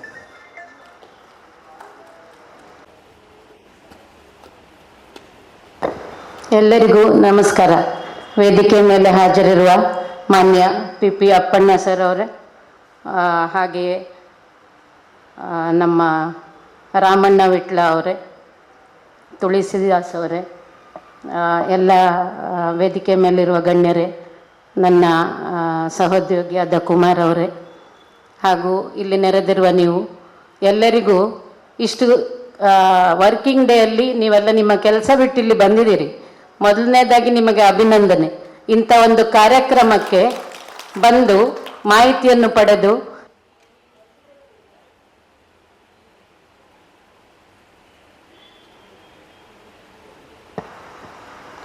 ನೀವು ಬಂದಿರೋದ್ರಿಂದ ಈ ಮಾಹಿತಿ ಇಲ್ಲಿ ನಾನು ಅವಾಗಲೇ ಕೌಂಟ್ ಮಾಡಿದೆ, ಅರೌಂಡ್ 50-60 ಜನ ಇದ್ದಾರೆ. ಒಬ್ಬರು 10 ಜನ ಕೇಳಿದ್ರು 600 ಜನಕ್ಕೆ ಇವತ್ತು ಹೇಳಿದ ಮಾಹಿತಿ ಹೋಗ್ತದೆ ಅಂತ ನನ್ನ ಆಸೆ, ಹೋಗಬೇಕು ಅಂತ ನನ್ನ ಆಸೆ. ಈಗಾಗಲೇ ಕುಮಾರ್ ಸರ್ ಅವರು ನಿಮ್ಮ ನೋಂದಣಿ ಪ್ರೋಸೆಸ್ ಹೇಗೆ ಅಂತ ತಿಳಿಸಿದ್ದಾರೆ. 50 ರೂಪಾಯಿ ಕೊಟ್ಟು ನಿಮ್ಮ ಆಧಾರ್ ಕಾರ್ಡ್ ಕೊಟ್ಟು ನೋಂದಣಿ ಮಾಡ್ಕೊಳ್ಳೋದು. 3 ವರ್ಷ ಆದಮೇಲೆ ಅದನ್ನು ನವೀಕರಣ ಮಾಡಬೇಕಾಗಿರೋದು ರಿಕ್ಷಾ ಚಾಲಕರಿಗೆ. ರಿಕ್ಷಾ ಚಲಕರ ಏಜ್ ಎಷ್ಟಿರಬೇಕು? 18ರಿಂದ 60 ವರ್ಷ. 60ರ ನಂತರದವ್ರಿಗೆ ಏನಿಲ್ವಾ ಮೇಡಮ್ ಅಂತ ಕೇಳಿದ್ರು. 60ರ ನಂತರದವರಿಗೆ ಸರ್ಕಾರ ಪೆನ್ಷನ್ ಕೊಡ್ತದೆ, ಆ ಪೆನ್ಷನ್ ಪಡಿಬೇಕಾಗ್ತದೆ. ಬಿಲೋ 60 ಯಾರಿದ್ದಾರೆ ಅವ್ರು ದಯಮಾಡಿ ನಿಮ್ಮ ಅಪ್ಪಣ್ಣ ಸರ್ ಅವರು ಭಾಷಣದಲ್ಲಿ ಹೇಳಿದರು, ಒಗ್ಗಟ್ಟಿರಬೇಕು, ನಾವೆಂತೆಂಥ ಕೆಲಸ ಮಾಡಿದ್ದೇವೆ ಅಂತ. ಅವ್ರು ಮಾಡಿರುವ ಕೆಲಸಗಳನ್ನು ನೀವು ಲೆಕ್ಕ ಹಾಕಿದರೆ ಕೋವಿಡ್ ಟೈಮಿಂದ ಅದಕ್ಕೆ ಜನಬಲ ಎಷ್ಟು ಬೇಕು? ಒಬ್ಬೊಬ್ಬರೇ ಹೋರಾಡಿದರೆ ಆಗೋದಿಲ್ಲ. ನೀವು ಎಲ್ಲರೂ ಯೂನಿಟಿ ಒಂದಾದರೆ, ಈಗಾಗ ನಾವು ಕಟ್ಟಡ ಕಾರ್ಮಿಕರ ಮಂಡಳಿಯಲ್ಲಿರುವ ಫಲಾನುಭವಿಗಳಿಗೆ ವರ್ಷಕ್ಕೆ ದಕ್ಷಿಣ ಕನ್ನಡ ಜಿಲ್ಲೆಯಲ್ಲಿ ಕಡಿಮೆ ಅಂದರೂ ಸುಮಾರು 15 ಕೋಟಿಯಷ್ಟು ದುಡ್ಡು ಹೋಗ್ತದೆ ಅವರ ಅಕೌಂಟಿಗೆ. ಎಜುಕೇಷನ್ಗೆ, ಮದುವೆಗೆ, ಹೆರಿಗೆಗೆ, ಡೆತ್ಗೆ, ಪೆನ್ಷನ್ಗೆ, ಹೀಗೆ. ಅದೇ ಥರದ ಸ್ಕೀಮ್ನ ನಿಮಗೆ ಇಂಪ್ಲಿಮೆಂಟ್ ಮಾಡಬೇಕು ಅಂತ ನಮಗೂ ಆಸೆ ಇದೆ. ನಿಮಗೂ ವಿವಿಧ ಯೋಜನೆಗಳು ಬರಬೇಕು ಅಂತ ಆಸೆ ಇರ್ತದೆ. ಒಗ್ಗಟ್ಟು ಬೇಕು. ದಕ್ಷಿಣ ಕನ್ನಡ ಜಿಲ್ಲೆಯಲ್ಲಿ ನಾವು ಕಾರ್ಡ್ ಕೊಡ್ತೇವೆ ಅಂತ ಹೇಳಿ 37,000 ಡ್ರೈವರು, ಕಂಡಕ್ಟ್ರು, ಕ್ಲೀನರ್, ಮೆಕ್ಯಾನಿಕ್ಗಳ ಕಾರ್ಡ್ ತಂದರೆ ಫೋನ್ ಮಾಡಿ ಮಾಡಿ ಮಾಡಿ ಮಾಡಿ ಸಾಕಾಗಿದೆ. 15,000 ಜನನ್ನ ಹಂಗೂ ಹಿಂಗೂ ತಲುಪಿದ್ದೀವಿ. ಇನ್ನೂ 15,000 ಕಾರ್ಡ್ ನಮ್ಮ ಆಫೀಸಲ್ಲಿದೆ, ಡ್ರೈವರ್ಗಳದ್ದು, ಕಂಡಕ್ಟರ್ಗಳದ್ದು, ಕ್ಲೀನರ್ಗಳದ್ದು. ಫೋನ್ ಮಾಡಿದರೆ ನನಗೆ ಮನೆಗೆ ಕಳಿಸಿ ಮೇಡಮ್, ನನಗೆ ಬೇಡ ಮೇಡಮ್, ನಂದು DL ಎಕ್ಸ್ಪೈರ್ ಆಗಿದೆ, ಈಗ DL ರಿನ್ಯೂ ಮಾಡಿಲ್ಲ, ಈಗ ಕೊಡೋಕ್ಕಾಗಲ್ಲ, ಇಂಥ ವಿಷಯಗಳು ಬರ್ತವೆ. ದಯಮಾಡಿ ಎಲ್ಲರೂ ಒಗ್ಗಟ್ಟಾಗಿ ರಿಕ್ಷಾ ಚಾಲಕರೆಲ್ಲರೂ ನಮ್ಮಲ್ಲಿ ದಕ್ಷಿಣ ಕನ್ನಡ ಜಿಲ್ಲೆಯಲ್ಲಿ ಕಾರ್ಡ್ ಮಾಡಿದರೆ ಸುಮಾರು 50,000ಕ್ಕಿಂತ ಕಮ್ಮಿ ಇಲ್ಲ ಅಂತ ನನಗನ್ಸುತ್ತೆ. ಚಾಲಕರಂದ್ರೆ ಯಾರು? ಇಲ್ಲಿ ಖಾಸಗಿ ವಾಣಿಜ್ಯ ವಾಹನ ಚಾಲಕರು. ಎಲ್ಲೋ ಬೋರ್ಡಿನ ಎಲ್ಲ ಡ್ರೈವರ್ಗಳು ಸಹ ಇದರಲ್ಲಿ ನೋಂದಣಿ ಮಾಡ್ಬೋದು. ಈ ನಿಮ್ಮ ಆಪೆ ಇರ್ಬೋದು, ಕಾರ್ ಇರ್ಬೋದು, ಲಾರಿ ಇರ್ಬೋದು, ಟೆಂಪೋ ಇರ್ಬೋದು, ಬಸ್ ಇರ್ಬೋದು, ನಿಮ್ಮ ಆಟೋ ರಿಕ್ಷಾ ಇರ್ಬೋದು, ಎಲ್ಲ ಎಲ್ಲೋ ಬೋರ್ಡಿನ ಡ್ರೈವರ್ಗಳು, ಅದರ ಜೊತೆಗೆ ಕಂಡಕ್ಟರ್, ಕ್ಲೀನರು, ಮೆಕ್ಯಾನಿಕ್, ಪಂಚರ್ ಹಾಕೋರು, ಎಲ್ಲ ವಿಷಯನ ನಿಮ್ಗೆ ಈಗಲಾಗಲೇ ಕುಮಾರ್ ಸರ್ ತಿಳಿಸಿದ್ದಾರೆ. ಇವರೆಲ್ಲ ದಯಮಾಡಿ ನೋಂದಣಿ ಮಾಡಿ. ನಮ್ಮ ಇಲಾಖೆಯ ಸ್ಟಾಫ್ ಪ್ರತಿ ನಮ್ಮ ಕಾರ್ಯಕ್ರಮಕ್ಕೆ ನಾವು ಕರ್ಕೊಂಡು ಬರ್ತೇವೆ. ಹೊರಗಡೆ ಕೂತಿದ್ದಾರೆ, ಯಾರೇ ಬರಲಿ ಇವತ್ತೇ ರಿಜಿಸ್ಟರ್ ಮಾಡ್ತೇವೆ ಆನ್ ದ ಸ್ಪಾಟ್ ಅಂತ. ಇನ್ನೊಂದು ವಿಷಯ ನಮ್ಮ ಅನ್ಸರ್ ಅವರು ಹೇಳಿದ್ರು ಕಾರ್ಡ್ ಬಗ್ಗೆ. ಸ್ಮಾರ್ಟ್ ಕಾರ್ಡ್ ಸಿಗ್ಲಿಲ್ಲ ಅಂತ ಹೇಳ್ತಿದ್ದಾರೆ. ಸ್ಮಾರ್ಟ್ ಕಾರ್ಡೇ ಬರಬೇಕಂತ ಅವಶ್ಯಕತೆ ಇಲ್ಲ. ನೀವು ನಮ್ಮಲ್ಲಿ ನೋಂದಣಿ ಮಾಡಿದ್ರೆ ನಾವು ನಿಮಗೆ ಒಂದು ಪೇಪರಲ್ಲಿ ಪ್ರಿಂಟ್ ಕೊಡ್ತೇವೆ, ಅದನ್ನ ಒಂದು ಪ್ಲಾಸ್ಟಿಕ್ ಕವರಲ್ಲಿ ಹಾಕಿಡಿ. ಒಂದು ಸರಿ ನೀವು ನಮ್ಮಲ್ಲಿ ನೋಂದಣಿ ಆದ್ರೆ ನಿಮ್ಮ ಆಧಾರ್ ನಂಬರ್ ನಮ್ಮ ಜೊತೆಗಿರ್ತದೆ. ನಿಮ್ಮ ಫೋನ್ ನಂಬರ್ ಅಥವಾ ಆಧಾರ್ ನಂಬರ್ ಹೇಳಿದ್ರೆ ನಿಮಗೆ ಬರುವ ಎಲ್ಲ ಬೆನಿಫಿಟ್ಸ್ ಬರ್ತದೆ.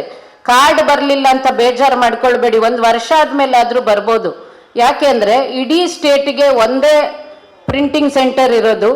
ಇಡೀ ಕರ್ನಾಟಕದ ಕಾರ್ಡ್ಗಳು ಪ್ರಿಂಟ್ ಆಗ್ತಿರ್ತವೆ, ಅದು ಲೈನಲ್ಲಿ ಬರ್ತದೆ. ಬಂದಾಗ ನಾವು ನಿಮಗೆ ಫೋನ್ ಮಾಡಿ ನಿಮಗೆ ತಲುಪಿಸೋ ವ್ಯವಸ್ಥೆನ ಮಾಡ್ತೇವೆ. ಹಾಗಾಗಿ ಸ್ಮಾರ್ಟ್ ಕಾರ್ಡ್ ಬಗ್ಗೆ ಚಿಂತೆ ಬೇಡ, ಬರುತ್ತೆ ಕಾರ್ಡ್. ಅಲ್ಲಿವರೆಗೂ ಅಥವಾ ಸ್ಮಾರ್ಟ್ ಕಾರ್ಡ್ ಇಲ್ಲದೆ ಇದ್ರೂ ಪರವಾಗಿಲ್ಲ, ನಾವು ನಿಮಗೆ ನೋಂದಣಿ ಆದಾಗ ಕೊಟ್ಟ ಫಾರ್ಮ್ನ ನೀವು ಇಟ್ಕೊಳ್ಳಿ.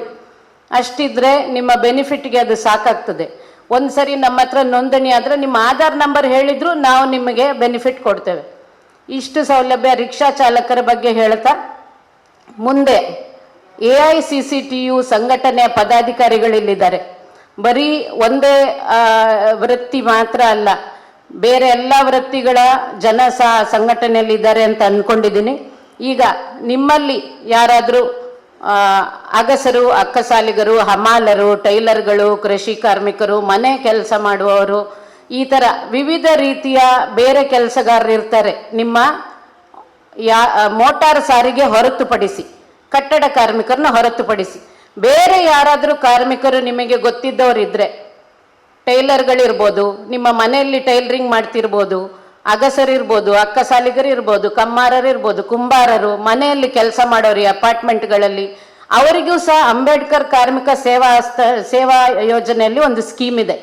ಅವರು ಸಹ ನೋಂದಣಿ ಮಾಡಿಕೊಂಡ್ರೆ accidental benefit up to 2 lakh rupees ಕೊಡ್ತಾರೆ. ನ್ಯಾಚುರಲ್ ಡೆತ್ ಆದರೆ 10,000 ಅವರ ಮರಣದ ಪರಿಹಾರ ಅಂತ ಕೊಡ್ತಾರೆ. ಈ ಸ್ಕೀಮ್ ಈಗ ಪ್ರಾರಂಭ ಆಗಿದೆ. ಮೊದಲು ಅದರಲ್ಲಿ ದುಡ್ಡು ಕೊಡ್ತಿರ್ಲಿಲ್ಲ, ಖಾಲಿ ಕಾರ್ಡ್ ಮಾಡಿ ಕೊಡ್ತಾ ಇದ್ರು.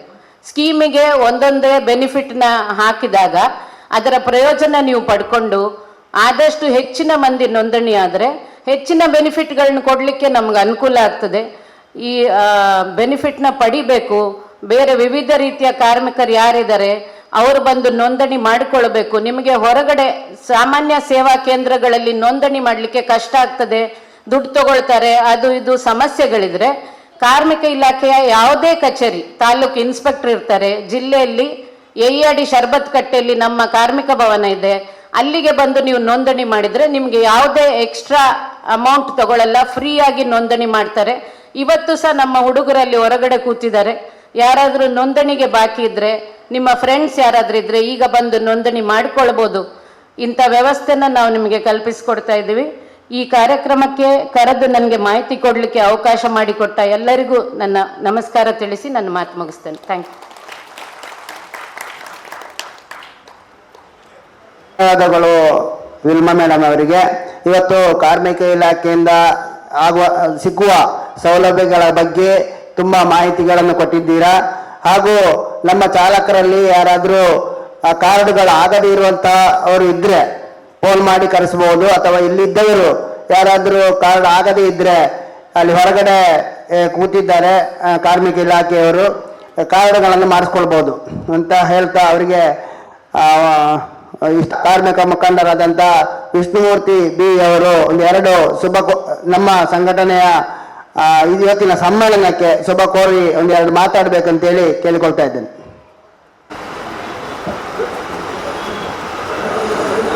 ದಕ್ಷಿಣ ಕನ್ನಡ ಜಿಲ್ಲಾ ಮಟ್ಟದ AICCTU ಆಟೋ ರಿಕ್ಷಾ ಚಾಲಕರ ಈ ಸಮ್ಮೇಳನವನ್ನು ಸಂಘಟಿಸಿದ AICCTUನ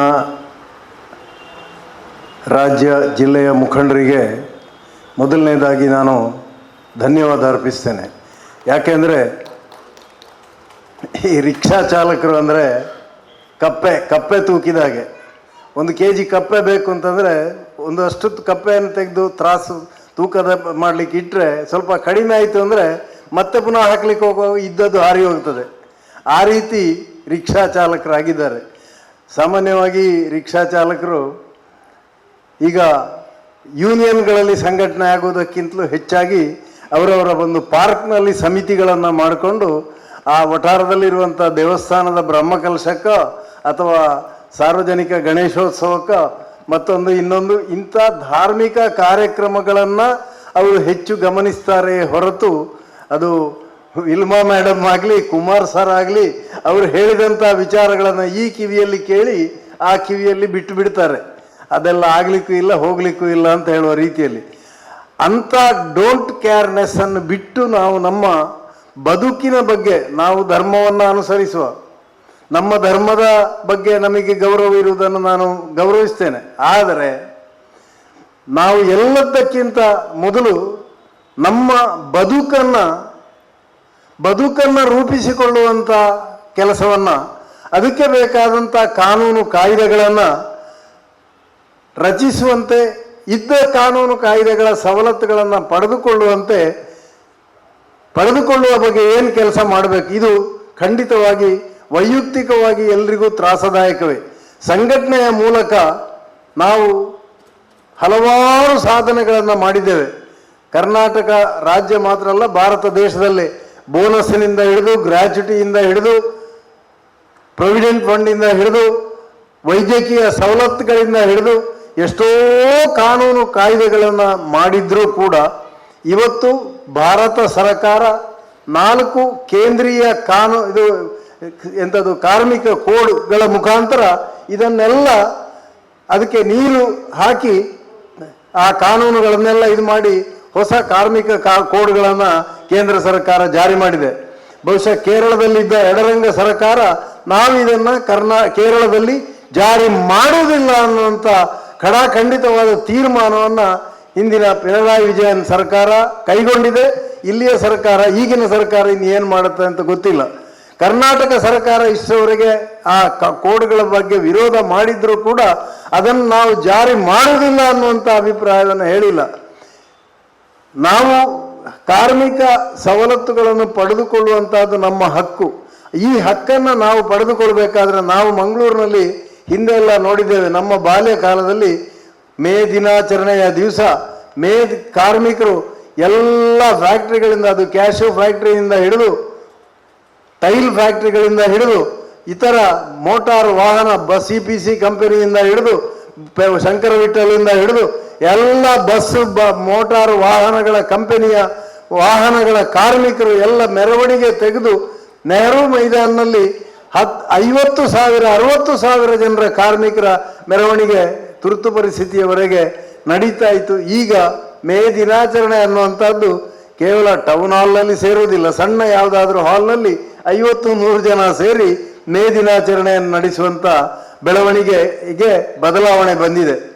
ಈ ಬದಲಾವಣೆಯನ್ನು ನಾವು ಹಳಿ ತಪ್ಪಿದ ಈ ಬದಲಾವಣೆಯನ್ನು ಸರಿಪಡಿಸುವುದು ಹೇಗೆ ಅನ್ನುವಂಥದ್ದನ್ನು AICCTUನವರು ಪ್ರಯತ್ನ ಮಾಡ್ತಾ ಇದ್ದಾರೆ. ಅವರು ಪ್ರಯತ್ನದಲ್ಲಿ ಯಶಸ್ವಿ ಆಗಲಿ, ಆ ಕಾರ್ಯಕ್ರಮ ಯಶಸ್ವಿ ಆಗಲಿ. ಅದೇ ರೀತಿ ರಿಕ್ಷಾ ಚಾಲಕರು ಬರೀ ಪಾರ್ಕ್ ಸಮಿತಿ, ಎಲ್ಲ ಪಾರ್ಕ್ ಸಮಿತಿಗಳಲ್ಲಿ ಇದ್ದಾವೆ, ಎಲ್ಲ ಇದೆ. ಆದರೆ ಸಂಘಟನೆಯಲ್ಲಿ ಅದು AICCTUನಲ್ಲಿ ಇರ್ಬೋದು, 100-200 ಮೆಂಬರ್ಸ್ ಇದ್ದಾರೆ, ಅಥವಾ ನಮ್ಮ ದಕ್ಷಿಣ ಕನ್ನಡ ಜಿಲ್ಲಾ ಆಟೋ ರಿಕ್ಷಾ ಚಾಲಕರ ಸಂಘಟನೆಯಲ್ಲಿ ಇರ್ಬೋದು, 100-200 ಇದ್ದಾರೆ, ಒಕ್ಕೂಟದಲ್ಲಿ ಇರ್ಬೋದು, ಅಥವಾ ಬೇರೆ ಯಾವುದೇ ಯೂನಿಯನ್ನಲ್ಲಿ ಇರ್ಬೋದು. 100-200 ಸದಸ್ಯರಿಗಿಂತ ಹೆಚ್ಚು ಯಾವುದೇ ಯೂನಿಯನ್ನಲ್ಲಿ ಇಲ್ಲ. ಬಟ್ ರಿಕ್ಷಾ ಪಾರ್ಕ್ಗಳಲ್ಲಿ ಹೋದರೆ ಹೆಂಚಿ ಸಾವು ಮಾರ್ಯಾರೆ. ಪೆಟ್ರೋಲ್ಗೂ, ಡೀಸೆಲ್ಗೆ, LPGಗೆ, CNGಗೆ ಈತು ರೇಟ್ ಜಾಸ್ತಿ ಆಗೋದಿಪ್ಪನಾಗ ಯೂನಿಯನ್ದಾಗಲಿ ಮನಿ ಪೂಜಾರಿ ದರ ಪರಿಷ್ಕರಣೆ ಮಲ್ಪನ ಬಗ್ಗೆ ಅಂತ ಯೂನಿಯನ್ಗೆ ಬೈತಾರೆ ಹೊರತು ಅವರ ಪಾರ್ಕ್ ಸಮಿತಿಗೂ ಅದಕ್ಕೆ ಜವಾಬ್ದಾರಿ ಇದೆ ಅನ್ನುವಂಥ ವಿಚಾರದ ಬಗ್ಗೆ ಮಾತನಾಡೋದಿಲ್ಲ. ಹೌದು, ದರ ಏರಿಕೆ ಆಗಿದೆ. ಇನ್ನೊಂದು ಕಡೆಯಿಂದ ರಿಕ್ಷಾ ಚಾಲಕರು ದರ ಏರಿಕೆ ಆದರೂ ಈಗ ಬೇಡ ದರ ಕೇಳೋದು. ಯಾಕೆ? ದರ ಏರಿಕೆ ಆದರೆ ಬ್ಯಾಟ್ರಿಯವರಿಗೆ ಲಾಭ ಸಿಗ್ತದೆ. ಅಂದರೆ ಅವರವರಿಗೆ ನಾವು ಎಲ್ಲರೂ ಕಾರ್ಮಿಕರು ಒಂದೇ, ಯಾರಿಗೆ ಲಾಭ ಆಗಲಿ ಯಾರಿಗೆ ನಷ್ಟ ಆಗಲಿ ಅದನ್ನೆಲ್ಲ ಬಿಟ್ಟು ಇಡೀ ಕಾರ್ಮಿಕ ಸಮುದಾಯಕ್ಕೆ, ರಿಕ್ಷಾ ಸಮುದಾಯಕ್ಕೆ ಆಗುವ ನಷ್ಟದ ವಿರುದ್ಧ ನಾವು ಒಗ್ಗಟ್ಟಾಗಬೇಕು, ಹೋರಾಡಬೇಕು. ಇಂಥ ರೀತಿಯಲ್ಲಿ ನಾವು ದರ ಪರಿಷ್ಕರಣೆ ಬಗ್ಗೆ ನಮ್ಮ ಕಮಿಟಿಯಲ್ಲಿ ಸೇರಿ ಎಲ್ಲ ಚರ್ಚೆ ಮಾಡಿದೆವು. ಈಗ ಇರುವ ದರಕ್ಕಿಂತ ಒಂದು 5 ರೂಪಾಯಿ ಆದರೂ ಹೆಚ್ಚು ದರ ಸಿಕ್ಕುವ ರೀತಿ ಜಿಲ್ಲಾಧಿಕಾರಿ ಇವರಿಗೆ ಮನವಿ ಕೊಡೋದಕ್ಕೆಲ್ಲ ನಾವು ತೀರ್ಮಾನ ಮಾಡಿದ್ದೇವೆ. 5 ರೂಪಾಯಿ ಹೆಚ್ಚು ಸಿಗಬೇಕು ಅಂದರೆ 10 ರೂಪಾಯಿ ಹೆಚ್ಚು. ಯಾಕಂದರೆ ಈಗಾಗಲೇ ಉಡುಪಿ ಜಿಲ್ಲೆಯಲ್ಲಿ 40 ರೂಪಾಯಿ ಇದೆ ಕನಿಷ್ಠ ದರ. ಕಿಲೋಮೀಟ್ರಿಗೆ ಇಲ್ಲಿಗಿಂತಲೂ ಹೆಚ್ಚು 20 ರೂಪಾಯಿ ಇದೆ. ಆದ್ದರಿಂದಾಗಿ ನಾವು ದರ ಪರಿಷ್ಕರಣೆ ಮಾಡಬೇಕು ಅಂತ ಕೇಳುವಂಥದ್ದು ತಪ್ಪಾಗುವುದಿಲ್ಲ. ಆ ಬಗ್ಗೆ ನಾವೆಲ್ಲ AICCTUನವರು, ನಾವು, ದಕ್ಷಿಣ ಕನ್ನಡ ಜಿಲ್ಲಾ ಆಟೋ ರಿಕ್ಷಾ ಚಾಲಕರ ಸಂಘಟನೆಯವರು, ಬಾಕಿಯವರು ಎಲ್ಲ ಸೇರಿ ಚರ್ಚೆ ಮಾಡಿ ಒಂದು ಅಭಿಪ್ರಾಯಕ್ಕೆ ಬಂದು ದರ ಪರಿಷ್ಕರಣೆಯ ಬಗ್ಗೆ ಸಾರಿಗೆ ಪ್ರಾಧಿಕಾರಕ್ಕೆ ಮನವಿ ಕೊಡುವ ಬಗ್ಗೆ ಯೋಚನೆ ಮಾಡ್ತೇವೆ. ಅದೇ ರೀತಿ ನೀವು ಕೂಡ ಆ ಬಗ್ಗೆ ನಿಮ್ಮ ಕಮಿಟಿಯಲ್ಲಿ ಚರ್ಚೆ ಮಾಡಿ ಈ ರೀತಿಯ ಒಂದು ಪ್ರಯತ್ನವನ್ನು ಸಂಘಟಿತವಾಗಿ ಎಲ್ಲರೂ ಸೇರಿ ಮಾಡೋಣ. ಹೌದು, ರಿಕ್ಷಾ ಚಾಲಕರು ಸ್ವಲ್ಪ ಬೇಕೋ ಬೇಡೋ ಅಂತ ದೂರ, ಅಲ್ಲಿ ಪಾರ್ಕ್ ಸಮಿತಿಯೇ ಮುಖ್ಯ ಹೊರತು ಯೂನಿಯನ್ ಮುಖ್ಯ ಅಲ್ಲ ಅಂತ ಇದ್ರೂ ಕೂಡ ನಮಗೆ ಒಂದು ಜವಾಬ್ದಾರಿ ಇದೆ, ನಾವು ಅದನ್ನು ಮಾಡಬೇಕು. ಅಂಥ ಪರಿಸ್ಥಿತಿಯಲ್ಲಿ ಎಲ್ಲರೂ ಸಂಘಟನೆಯ ಒಳಗೆ ಸೇರಿ ಬರೀ ಪ್ರಾದೇಶಿಕವಾಗಿ ಅಲ್ಲ, ಅಲ್ಲಲ್ಲಿ ಪಿತ್ತಿಲು ಮೀಟಿಂಗ್ ಅಂತ ಹೇಳ್ತಾರೆ ತುಳು ಭಾಷೆಯಲ್ಲಿ ಮಾತನಾಡುವಾಗ, ಈ ಪಿತ್ತಿಲು ಸಂಘಟನೆಯ ಒಂದು ಇದನ್ನು ಬಿಟ್ಟು ನಾವು ಇಡೀ ಇವತ್ತು ಮಂಗಳೂರು ನಗರದಲ್ಲಿ ಏನಾಗ್ತದೆ, ಇಡೀ ಜಿಲ್ಲೆಯಲ್ಲಿ ಏನಾಗುತ್ತೆ, ರಾಜ್ಯದಲ್ಲಿ ಏನಾಗುತ್ತೆ, ಇರಾನ್ ಅಮೇರಿಕ ಯುದ್ಧದಿಂದ ಏನಾಗಿದೆ, ಇರಾನ್ ಅಮೇರಿಕ ಯುದ್ಧದಿಂದ ಇವತ್ತು ಜಗತ್ತಿನ ಚರಿತ್ರೆಯಲ್ಲಿ ವಿಯೆಟ್ನಾಂ ಯುದ್ಧದಿಂದ ಹಿಡಿದು ಇರಾನ್ ಯುದ್ಧದವರೆಗೆ ಅಮೇರಿಕ ಸೋತದ್ದಿಲ್ಲ. ಇರಾನ್ ಯುದ್ಧದಲ್ಲಿ ಇವತ್ತು ಮರ್ಯಾದೆ ಉಳಿಸಿಕೊಳ್ಳಿಕ್ಕೆ ಹೆಣಗಾಡ್ತಾ ಇದ್ದಾರೆ. ಅಂತ ಮೂರ್ಖರ ಜೊತೆ ಹೋಗಿ ನಮ್ಮ ಪ್ರಧಾನಿ ಅವರನ್ನು ಅಪ್ಪಿಕೊಳ್ಳುವಂತ ಮೂರ್ಖತನ ತೋರಿಸ್ತಾರೆ. ಈಗಲೂ ಕೂಡ ಎಲ್ಲವನ್ನ ಬಿಟ್ಟು ಸತ್ಯಾಚಾರವನ್ನು ಅರ್ಥ ಮಾಡಿಕೊಳ್ಳಿಕ್ಕೆ ಆಗದ ಪರಿಸ್ಥಿತಿಯಲ್ಲಿ ಹೆಣಗಾಡ್ತಾ ಇದ್ದಾರೆ. ಅಂಥವರು ಇವತ್ತು ದೇಶ ಪ್ರೇಮಿಗಳು ಅಂತ ಅವರನ್ನು ಅವರೇ ಹೊರಗಳಾಡಿಕೊಳ್ತಾರೆ. ಇಂಥ ಒಂದು ಕಾಲಘಟ್ಟದಲ್ಲಿ ನಾವು ಸತ್ಯವನ್ನು, ಇವತ್ತು ಸೋಷಿಯಲ್ ಮೀಡಿಯಾ ಎಲ್ಲ ವಿಚಾರಗಳನ್ನು ತಿಳ್ಕೊಳ್ಳೋದಕ್ಕೆ ಬೇಕಾದಂಥ ವಿಚಾರ ಸರಿ ತಪ್ಪುಗಳನ್ನು, ಅದರಲ್ಲಿ ಇರುವಂಥ ತಪ್ಪುಗಳು ಪ್ರಚಾರ ಮಾಡಿದರೆ ಅದನ್ನು ಕೂಡ ತಿಳಿದುಕೊಳ್ಳುವಂಥ ಎಲ್ಲ ಇದಿದೆ. ಆದ್ದರಿಂದಾಗಿ ಐಕ್ಯ ಹೋರಾಟದ ಹೊರತಾಗಿ ಬೇರೆ ಯಾವುದೇ ರೀತಿಯಿಂದ ಯಾವುದೇ ಬೇಡಿಕೆಗಳನ್ನು ಪೂರೈಸಿಕೊಳ್ಳಿಕ್ಕೆ ಸಾಧ್ಯ ಇಲ್ಲ. ಆ ದೃಷ್ಟಿಯಿಂದ ರಿಕ್ಷಾ ಚಾಲಕರು ಸಂಘಟಿತರಾಗಬೇಕು. ಇತರ ಕಾರ್ಮಿಕ ಸಂಘಟನೆಗಳ ಜೊತೆಗೆ ಸೌಹಾರ್ದಯುತವಾಗಿ ಸಹೋದರತ್ವದೊಂದಿಗೆ ಮುಂದುವರಿಯುವುದಕ್ಕೆ ಇವತ್ತಿನ ಈ ಸಮ್ಮೇಳನ ನಾಂದಿ ಆಗಲಿ ಅಂತ ಅದಕ್ಕೆ ಶುಭ ಕೋರಿ ನನ್ನ 2 ಮಾತನ್ನು ಮುಗಿಸ್ತೇನೆ. ಧನ್ಯವಾದ ವಿಷ್ಣುಮೂರ್ತಿ ಬೆಳಗ್ಗೆ. ನಮಗೆ ಕೆಲವು ಆಟೋ ರಿಕ್ಷಾದ ವಿಷಯದಲ್ಲಿ ಮಸ್ತ್ ನಮಗೆ ವಿಷಯಗಳನ್ನು ತಿಳಿಸಿದರು. ಅದೇ ರೀತಿ ಈಗ ನಮ್ಮ ಜೊತೆ ನಾನು ಈ ಪರಿಸ್ಥಿತಿಗೆ ಬಂದು ಸ್ಟೇಜಲ್ಲಿ ನಿಲ್ಲಲಿಕ್ಕೆ ಕಾರಣಕರ್ತನೂ ಆದಂಥ, ನಾನೊಂದು ಸಂಘಟನೆಯಲ್ಲಿ ಮುಖಂಡರ ಆಗಲಿಕ್ಕೂ ಆದಂಥ ನಮ್ಮ LT ಸುವರ್ಣವರಿದ್ದಾರೆ. ಅವರು ನಮ್ಮ ಪರವಾಗಿ ಒಂದು ಹಿರಿಯ ಮುಖಂಡರು ಕೂಡ ಎಷ್ಟೇ ಹೋರಾಟಗಳನ್ನು ಮಾಡಿದವರು. ಅವರು ಕೂಡ ನಮ್ಮ ಪರವಾಗಿ 1-2 ಮಾತು ಮಾಡಬೇಕೆಂದು ಕೇಳಿಕೊಳ್ತೇನೆ.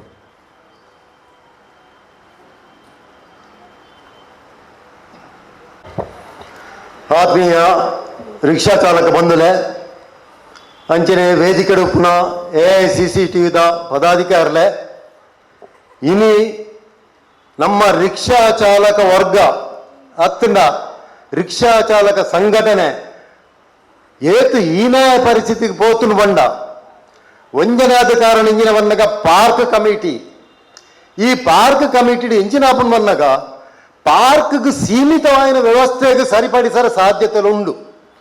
ಆನಲ್ಲ ಜಿಲ್ಲಾ ಮಟ್ಟಡು ರಾಜ್ಯ ಮಟ್ಟಡು ಆಪಿನಂಚಿನ ಕೆಲವು ಕಾನೂನುಬದ್ಧವಾಯಿನಂಚಿನ ವ್ಯವಸ್ಥೆಯನ್ನು ವಿಷಯನ ಕನೋಡು ಬಂಡುದಾಂಡ ಪಾರ್ಕ್ ಕಮಿಟಿ ಎಂಚಿನ ಲಾಭಿಸಿ ಎನ್ನ ಅನುಭವದ ಪ್ರಕಾರ ರಾಜ್ಯ ಮಟ್ಟದ ಹೋರಾಟವೇ ನೆಕ್ಕೊಂದು ಸರಿಯಾದ ನಿಲುಮೆದ ತಂಡ ಸಾಧ್ಯ ಆಗುದು. ಇನಿ ಜಿಲ್ಲಾ ಮಟ್ಟದ ಸಂಘಟನೆ ಮಲ್ತಂಡು ಬಂಡುದಾಂಡ ಇನಿ ಒಂಜಿ ಪಾತಾಳ ನಡೆದು ಆಕಾಶಕ್ಕೆ ಪೋಪಿನಂಚಿನ ಈ ಒಂಜಿ CNG ಗ್ಯಾಸ್ ಆದಪ್ಪು, LPG ಗ್ಯಾಸ್ ಆದಪ್ಪು, ಅತ್ತನ ಪೆಟ್ರೋಲ್ ಆದಪ್ಪು, ಅತ್ತನ ಡೀಸೆಲ್ ಆದಪ್ಪು ಉಂದೆತ ಕೇಂದ್ರ ಸರ್ಕಾರಕ್ಕೆ ಹೊರಿಸರ ಸಾಧ್ಯ ಸಂದರ್ಭಡು ಎಂಕಲ್ನಂಚಿನ ಒಂಜಿ ರಿಕ್ಷಾ ಚಾಲಕ ವಾಹನವನ್ನ ಮುಂದೆ ಬರ್ದಾಶ್ ಮಲ್ಪರ ಸಾಧ್ಯ ಆಪುಡು. ಅಪ್ಪ ಎಂಕ್ಲಗಳ ರೇಟ್ ಬೋರ್ಡು ಬಂಡುದಂಡ ಪಾರ್ಕ್ ಕಮಿಟಿ ಆಪುಜಿ ಸ್ಪಷ್ಟವಾದ ಗೊತ್ತುಪಡು. ಇನಿ ಪಾರ್ಕ್ ಕಮಿಟಿ ಇಂಚಿನ ಪುರ ತೀರ್ಮಾನದ ತಂಡ ಸಾಧ್ಯಜಿ ಅಪಗಂದನಗೆ ನೀ ರಾಜ್ಯ ಮಟ್ಟದ ಜಿಲ್ಲಾ ಮಟ್ಟದ ಸಂಘಟನೆನೇ ಮುಂದೆ ಉತ್ತರ ಕೊರ್ಪುಡು. ಇನ್ನು ಈತ ವಿಷ್ಣುಮೂರ್ತಿ ಸರ್ ಬಂಡೇರು ಎಂಜಿನ ಬಂದಾಗ ನೆಕ್ ತಕ್ಷಣವಾದ ಎಂಜಿನ RTO ಸಭೆ ಹಾಕ್ಲಕ DC ಒತ್ತಡ ಮಾಡೋಡು. DC ಒತ್ತಡ ಮಾಡಿನ ಮುಖಾಂತರ ಎಂಕ್ಲೆ ರಿಕ್ಷಾ ಪ್ರಯಾಣ ದರ ಏರಿಕೆ ಮಲ್ಪಡೆ ಎಂಕ್ಲೆಗೆ ಆ ಬರ್ದಾಶನ ಎಂಕ್ಲೆ ಅವರಿಗೆ ಒಂದು ಮಲ್ಪರ ಸಾಧ್ಯ ಇದ್ದಿ. ಅಪ್ಪ ಇನ್ನಿತ ದಿನಟು ಒಂಜಿ ಸಂಘಟನೆ ಬಾರಿ ಪೊರ್ಲುಡು ಸಂಘಟನೆ ಇನಿ ಈ ಒಂಜಿ ಜಿಲ್ಲಾ ಸಮ್ಮೇಳನ ಮಲ್ತೊಂದುಂಡು ನೆಟ್ಟು ಒಂಜಿ ನಿರ್ಣಯ ಬಂದಿನ ರೀತಿ ಒಂಜಿ ತೀರ್ಮಾನ ಮಲ್ತಿ ದೆತನಡು ಬಂದಿದೆ ಈ ಸಂದರ್ಭ ಬಂದ ರೆಡಿ ಆದಂದ್ರೆ ಅಂಚನೆ ಬಂದಲೆ ಬಾರಿ ಕಡಿಮೆ ಸಂಖ್ಯೆ ಬೈದಾರು ಒಂದು ಅಂಕುಲು ನಿರಂತರವಾದ ತೂಂದು ಪುನನೆ ಇನಿ ಒವ್ವೇ ಒಂಜಿ ಕಾರ್ಯಕ್ರಮ ದೀಪನಂದಲ ಅಂಚನೆ ಒಂಜಿ ಸಮ್ಮೇಳನ ದೀಪನಂದಲ ಅಂಚನೆ ಬೆರಳೆಣಿಕೆದ ಜನ ಆಂಡಲ ಒಂಜಿಂಚಿನ ಬನ್ನಗ ರಿಕ್ಷಾ ಚಾಲಕ 10 ಜನಕ್ಕೆ ವಿಷಯ 10 ಬಂದ 1,000 ಜನಕ್ಕೆ ಬೋದು ಮುಟ್ಟುಡು ಪಂಪಿನ ಒಂಜಿ ವಿಶ್ವಾಸ ಎಂಕೊಂಡು ದಾಬನ್ನ ರಿಕ್ಷಾ ಚಾಲಕರು ದಿನದ 16 ಗಂಟೆ ಒಂದುವೇ ರೋಡ್ ತಿರ್ಕೊಂಡು ಪೂನು ಅಂಚನೆ ಪ್ರತಿಯೊಂದು ಪಾರ್ಕ್ಗೆ ಬೋದು ಉಂತುವೇರು ಪ್ರತಿಯೊಂದು ಪಾರ್ಕ್ ಉಂತನಾಗ 10 ಜನಕ್ಕೆ ಪಂಡು ದುಡ್ಬೇರು ಅಂಚನೆ ನಡೆದ ಪ್ರಚಾರ ಮಲ್ಲ ಮಟ್ಟಡು ಬೋಂದು ಪುನು ಒಂದು ಈತ ಸಂಖ್ಯೆಲ ಎಲ್ಲದ ದಿನಟ್ಟು ಮಲ್ಲ ಸಂಖ್ಯೆಡಾದು ನನೊಂದು ಸಮ್ಮೇಳನ ಆರೆ ಯಾನ್ ಈ ಸಂದರ್ಭ ಆಶಿಸುವೆ ಅಂಚನೆ ಇನ್ನಿತ ಸಮ್ಮೇಳನಕ್ಕೆ ಶುಭಾಶಯ ಕೊಡದು ಪಾತ್ರ ಎನ್ನ ರಡ್ಡು ಪಾತ್ರ ಉಂಟ ಇಂಕು ಲಾಭ ತುಳಸಿದಾಸ್ ಅವರು ಮಾತಾಡ ದಕ್ಷಿಣ ಕನ್ನಡ ಜಿಲ್ಲಾ ಸಮ್ಮೇಳನದ ಈ ಒಂದು ವೇದಿಕೆಯಲ್ಲಿರುವಂಥ ನಮ್ಮ AICC ರಾಜ್ಯ ಅಧ್ಯಕ್ಷರಾದ PP ಅಪ್ಪನವರೇ, ಹಾಗೆ ಕಾರ್ಮಿಕ ಇಲಾಖೆಯ ಹಿರಿಯ ಅಧಿಕಾರಿಗಳೇ ಹಾಗೂ ಎಲ್ಲ ಮುಖಂಡರು, ಇವತ್ತು ರಿಕ್ಷಾ ಚಾಲಕರ ಸಂಘಟನೆಯ ಒಂದು AICC ಅಡಿಯಲ್ಲಿ ನಾವು ಪ್ರಥಮವಾಗಿ ಇವತ್ತು ಒಂದು ಜಿಲ್ಲಾ ಸಮ್ಮೇಳನವನ್ನು ಆಯೋಜಿಸ್ತೇವೆ. ಇವತ್ತು ರಿಕ್ಷಾ ಚಾಲಕರ ಸಂಖ್ಯೆ ತುಂಬ ಕಡಿಮೆ ಇರಬಹುದು, ಆದರೆ ನಾವೊಂದು ಸೈದ್ಧಾಂತಿಕ ಬದ್ಧತೆಯನ್ನು ಇಟ್ಕೊಂಡು ಮುಂದುವರಿಯುತ್ತಿರುವಂತಹ ಸಂಘಟನೆ AICC ಆಗಿದೆ. ರಿಕ್ಷಾ ಚಾಲಕರ ಮಧ್ಯೆ ಇವತ್ತು ಸಂಘಟನೆಗಳು ತುಂಬ ಇದೆ, ಬೇರೆ ಬೇರೆ ಹೆಸರಿನಲ್ಲಿ ಸಂಘಟನೆಗಳಿದೆ. ಕರ್ನಾಟಕ ರಕ್ಷಣಾ ವೇದಿಕೆ ಸಂಘಟನೆ ಇರ್ಬೋದು ಅಥವಾ ಬೇರೆ ಬೇರೆ ಸಂಘಟನೆಗಳಿದೆ. ಅದರ ಒಂದು ಸೈದ್ಧಾಂತಿಕ ಸ್ಪಷ್ಟತೆಯನ್ನು ಇಟ್ಕೊಂಡು ನಿಜವಾಗಿ ದೇಶದ ಕಾರ್ಮಿಕರಿಗೆ ಸಿಗ್ಬೇಕಾದಂತಹ ಸೌಲಭ್ಯಗಳೇನು, ಈ ಕಾರ್ಮಿಕ ಕಾನೂನಿನಲ್ಲಿ ಏನೆಲ್ಲ ಅವಕಾಶಗಳಿದೆ, ಅದನ್ನು ಹೇಗೆ ಸದುಪಯೋಗ ಪಡಿಬೇಕು ಅಂತೇಳಿ ಅಪ್ಪನವರು ತುಂಬ ಹೇಳಿದರು. ಕಾರ್ಮಿಕರಿಗೆ ಯಾವ ರೀತಿ ನಾವು ಹೈಕೋರ್ಟ್ನಲ್ಲಿ ಕೊರೋನಾದ ಸಂದರ್ಭದಲ್ಲಿ POL ಅನ್ನು ಹಾಕಿ ಸೌಲಭ್ಯವನ್ನು ದೊರಕಿಸಿಕೊಟ್ಟಿದ್ದೇವೆ. ಹಾಗೆ ಸರ್ಕಾರದಿಂದ ಇವತ್ತು ಕಾರ್ಮಿಕರಂತೇಳಿ ಇದ್ರೆ ಯಾವ ಸರ್ಕಾರಗಳು ಬರಲಿ, ಯಾವ ಆಳುವ ನೀತಿಗಳು ಎಲ್ಲ ಸರ್ಕಾರಗಳು ಕೂಡ ಕಾರ್ಮಿಕರ ವಿರುದ್ಧವಾಗಿ ವರ್ತಿಸಿರುವಂಥದ್ದು ನಾವು ಕಾಣ್ತಾ ಇದ್ದೇವೆ. ಬಂಡವಾಳಶಾಹಿ ವ್ಯವಸ್ಥೆಯಲ್ಲಿ ಕಾರ್ಮಿಕರನ್ನ ಶೋಷಣೆ ಮಾಡಲಿಕ್ಕೆ ಅಂತಲೇ ಇವತ್ತು ಸರ್ಕಾರಗಳು ಬರ್ತಾ ಇವೆ. ಆದ್ರೆ ಇವತ್ತು ಅದನ್ನು ಎದುರಿಸಬೇಕಾದ್ರೆ ನಮಗೆ ಒಂದು ಬಲಿಷ್ಠವಾದ ಸಂಘಟನೆ ಬೇಕು. ಸಂಘಟನೆ ಇಲ್ಲದ್ರೆ ನಾವು ಪ್ರಭುತ್ವವನ್ನ ಎದುರಿಸಲಿಕ್ಕೆ ಸಾಧ್ಯ ಇಲ್ಲ. ನಿರಂತರವಾಗಿ ಇವತ್ತು ಕಾರ್ಮಿಕರ ಮೇಲೆ ದೌರ್ಜನ್ಯಗಳೇ ನಡೀತಾ ಇರುವಂತದನ್ನ ನಾವು ಕಾಣ್ತಾ ಇದ್ದೇವೆ. ಇದನ್ನು ಎದುರಿಸಬೇಕಾದ್ರೆ ನಾವು ಒಂದು ಬಲಿಷ್ಠವಾದ ಸಂಘಟನೆಯನ್ನ ಇಲ್ಲಿ ದಕ್ಷಿಣ ಕನ್ನಡ ಜಿಲ್ಲೆಯಲ್ಲಿ ಕಟ್ಟಲಿಕ್ಕೆ ಸಾಧ್ಯ ಆಗಬೇಕು. ಇವತ್ತೊಂದು ಸಂಖ್ಯೆ ಕಡಿಮೆ ಇರಬಹುದು, ಆದರೆ ಮುಂದಿನ ದಿನಗಳಲ್ಲಿ ದೊಡ್ಡ ಮಟ್ಟದಲ್ಲಿ ಈ ಒಂದು ಸಂಘಟನೆ ಬೆಳೆದು ಬರಲಿ. ಅದರ ಜೊತೆಗೆ ನಮ್ಮ all India lawyers association for justice, ನಿಮ್ಮ AICC ಸಂಘಟನೆಯ ಜೊತೆ ನಿರಂತರವಾಗಿ ನಾವು ಇರ್ತೇವೆ. ನಾವು ಬೀದಿಯಲ್ಲಿ ಕೂಡ ಹೋರಾಟವನ್ನು ಮಾಡಬೇಕು, ಹಾಗೆ ಕಾನೂನು ಸಮರವನ್ನು ಕೂಡ ಮಾಡಬೇಕಾಗ್ತದೆ. ಕೆಲವೊಂದು ಸೌಲಭ್ಯವನ್ನು ಪಡೆಯಲಿಕ್ಕೆ ನಾವು ಕಾನೂನಿನ ಮೂಲಕ ಕೂಡ ಹೋರಾಟವನ್ನು ಮಾಡಬೇಕಾಗ್ತದೆ. ಆ ರೀತಿಯಲ್ಲಿ ನಾವು ಹೋರಾಟವನ್ನ ಮಾಡೋಣ. ಕಾನೂನು ಹೋರಾಟಕ್ಕೆ ನಾವು ನಿರಂತರವಾಗಿ ನಿಮ್ಮ ಸಂಘಟನೆಯ ಜೊತೆಗೆ ಇರ್ತೇವೆ ಅನ್ನುವಂತ ಭರವಸೆಯನ್ನು ಕೊಡ್ತಾ ಈ ಒಂದು ಸಮ್ಮೇಳನಕ್ಕೆ ಶುಭ ಕೋರಿ ಮಾತಾಡಲಿಕ್ಕೆ ನನಗೆ ಅವಕಾಶ ಮಾಡಿಕೊಟ್ಟಿರುವ ಸಂಘಟಕರಿಗೆ ವಂದಿಸ್ತಾ ನನ್ನ ಒಂದು ಮಾತನ್ನ ಮುಗಿಸ್ತೇನೆ. ಧನ್ಯವಾದ ನಮ್ಮ ತುಳಸಿದಾಸ್ ಇವರಿಗೆ. ಈಗ ನಮ್ಮನ್ನು ದರ್ಶಿಸಿ ವಲಸೆ ಕಾರ್ಮಿಕರ ಅಧ್ಯಕ್ಷರಂತ ಆಸಿಫ್ ಇವರು ಸ್ವಲ್ಪ ಮಾತಾಡಬೇಕಂತ ನಮ್ಮಲ್ಲಿ ಕೇಳಿಕೊಳ್ತಾನೆ. ಮತ್ತು ಅವರು ವಲಸೆ ಕಾರ್ಮಿಕರು ನಮ್ಮ ರಾಜ್ಯದವರಲ್ಲ, ಆದ್ದರಿಂದ ಅವರು ಹಿಂದಿಯಲ್ಲಿ ಮಾತಾಡ್ತಾರೆ. ತಾವುಗಳನ್ನು ಕೇಳಿ ನಮ್ಮ ರಿಕ್ಷಾ ಚಾಲಕರಿಗೆಲ್ಲರಿಗೂ ಹಿಂದಿ ಅರ್ಥ ಆಗ್ತದೆ, ಅರ್ಥ ಆಗಿಲ್ಲದ್ರು ಅರ್ಥ ಮಾಡ್ಕೊಳ್ತಾರೆ ಅವರು. ಅದಕ್ಕೋಸ್ಕರ ನಮ್ಮ ಆಸಿಫ್ನವರು ಹಿಂದಿಯಲ್ಲಿ ಮಾತಾಡ್ಬೇಕು. नमस्कार, आप यहाँ पर सभी उपस्थित हमारे अतिथिगण और हमारे सभी कार्यकर्ता को स्वागत है AICC में।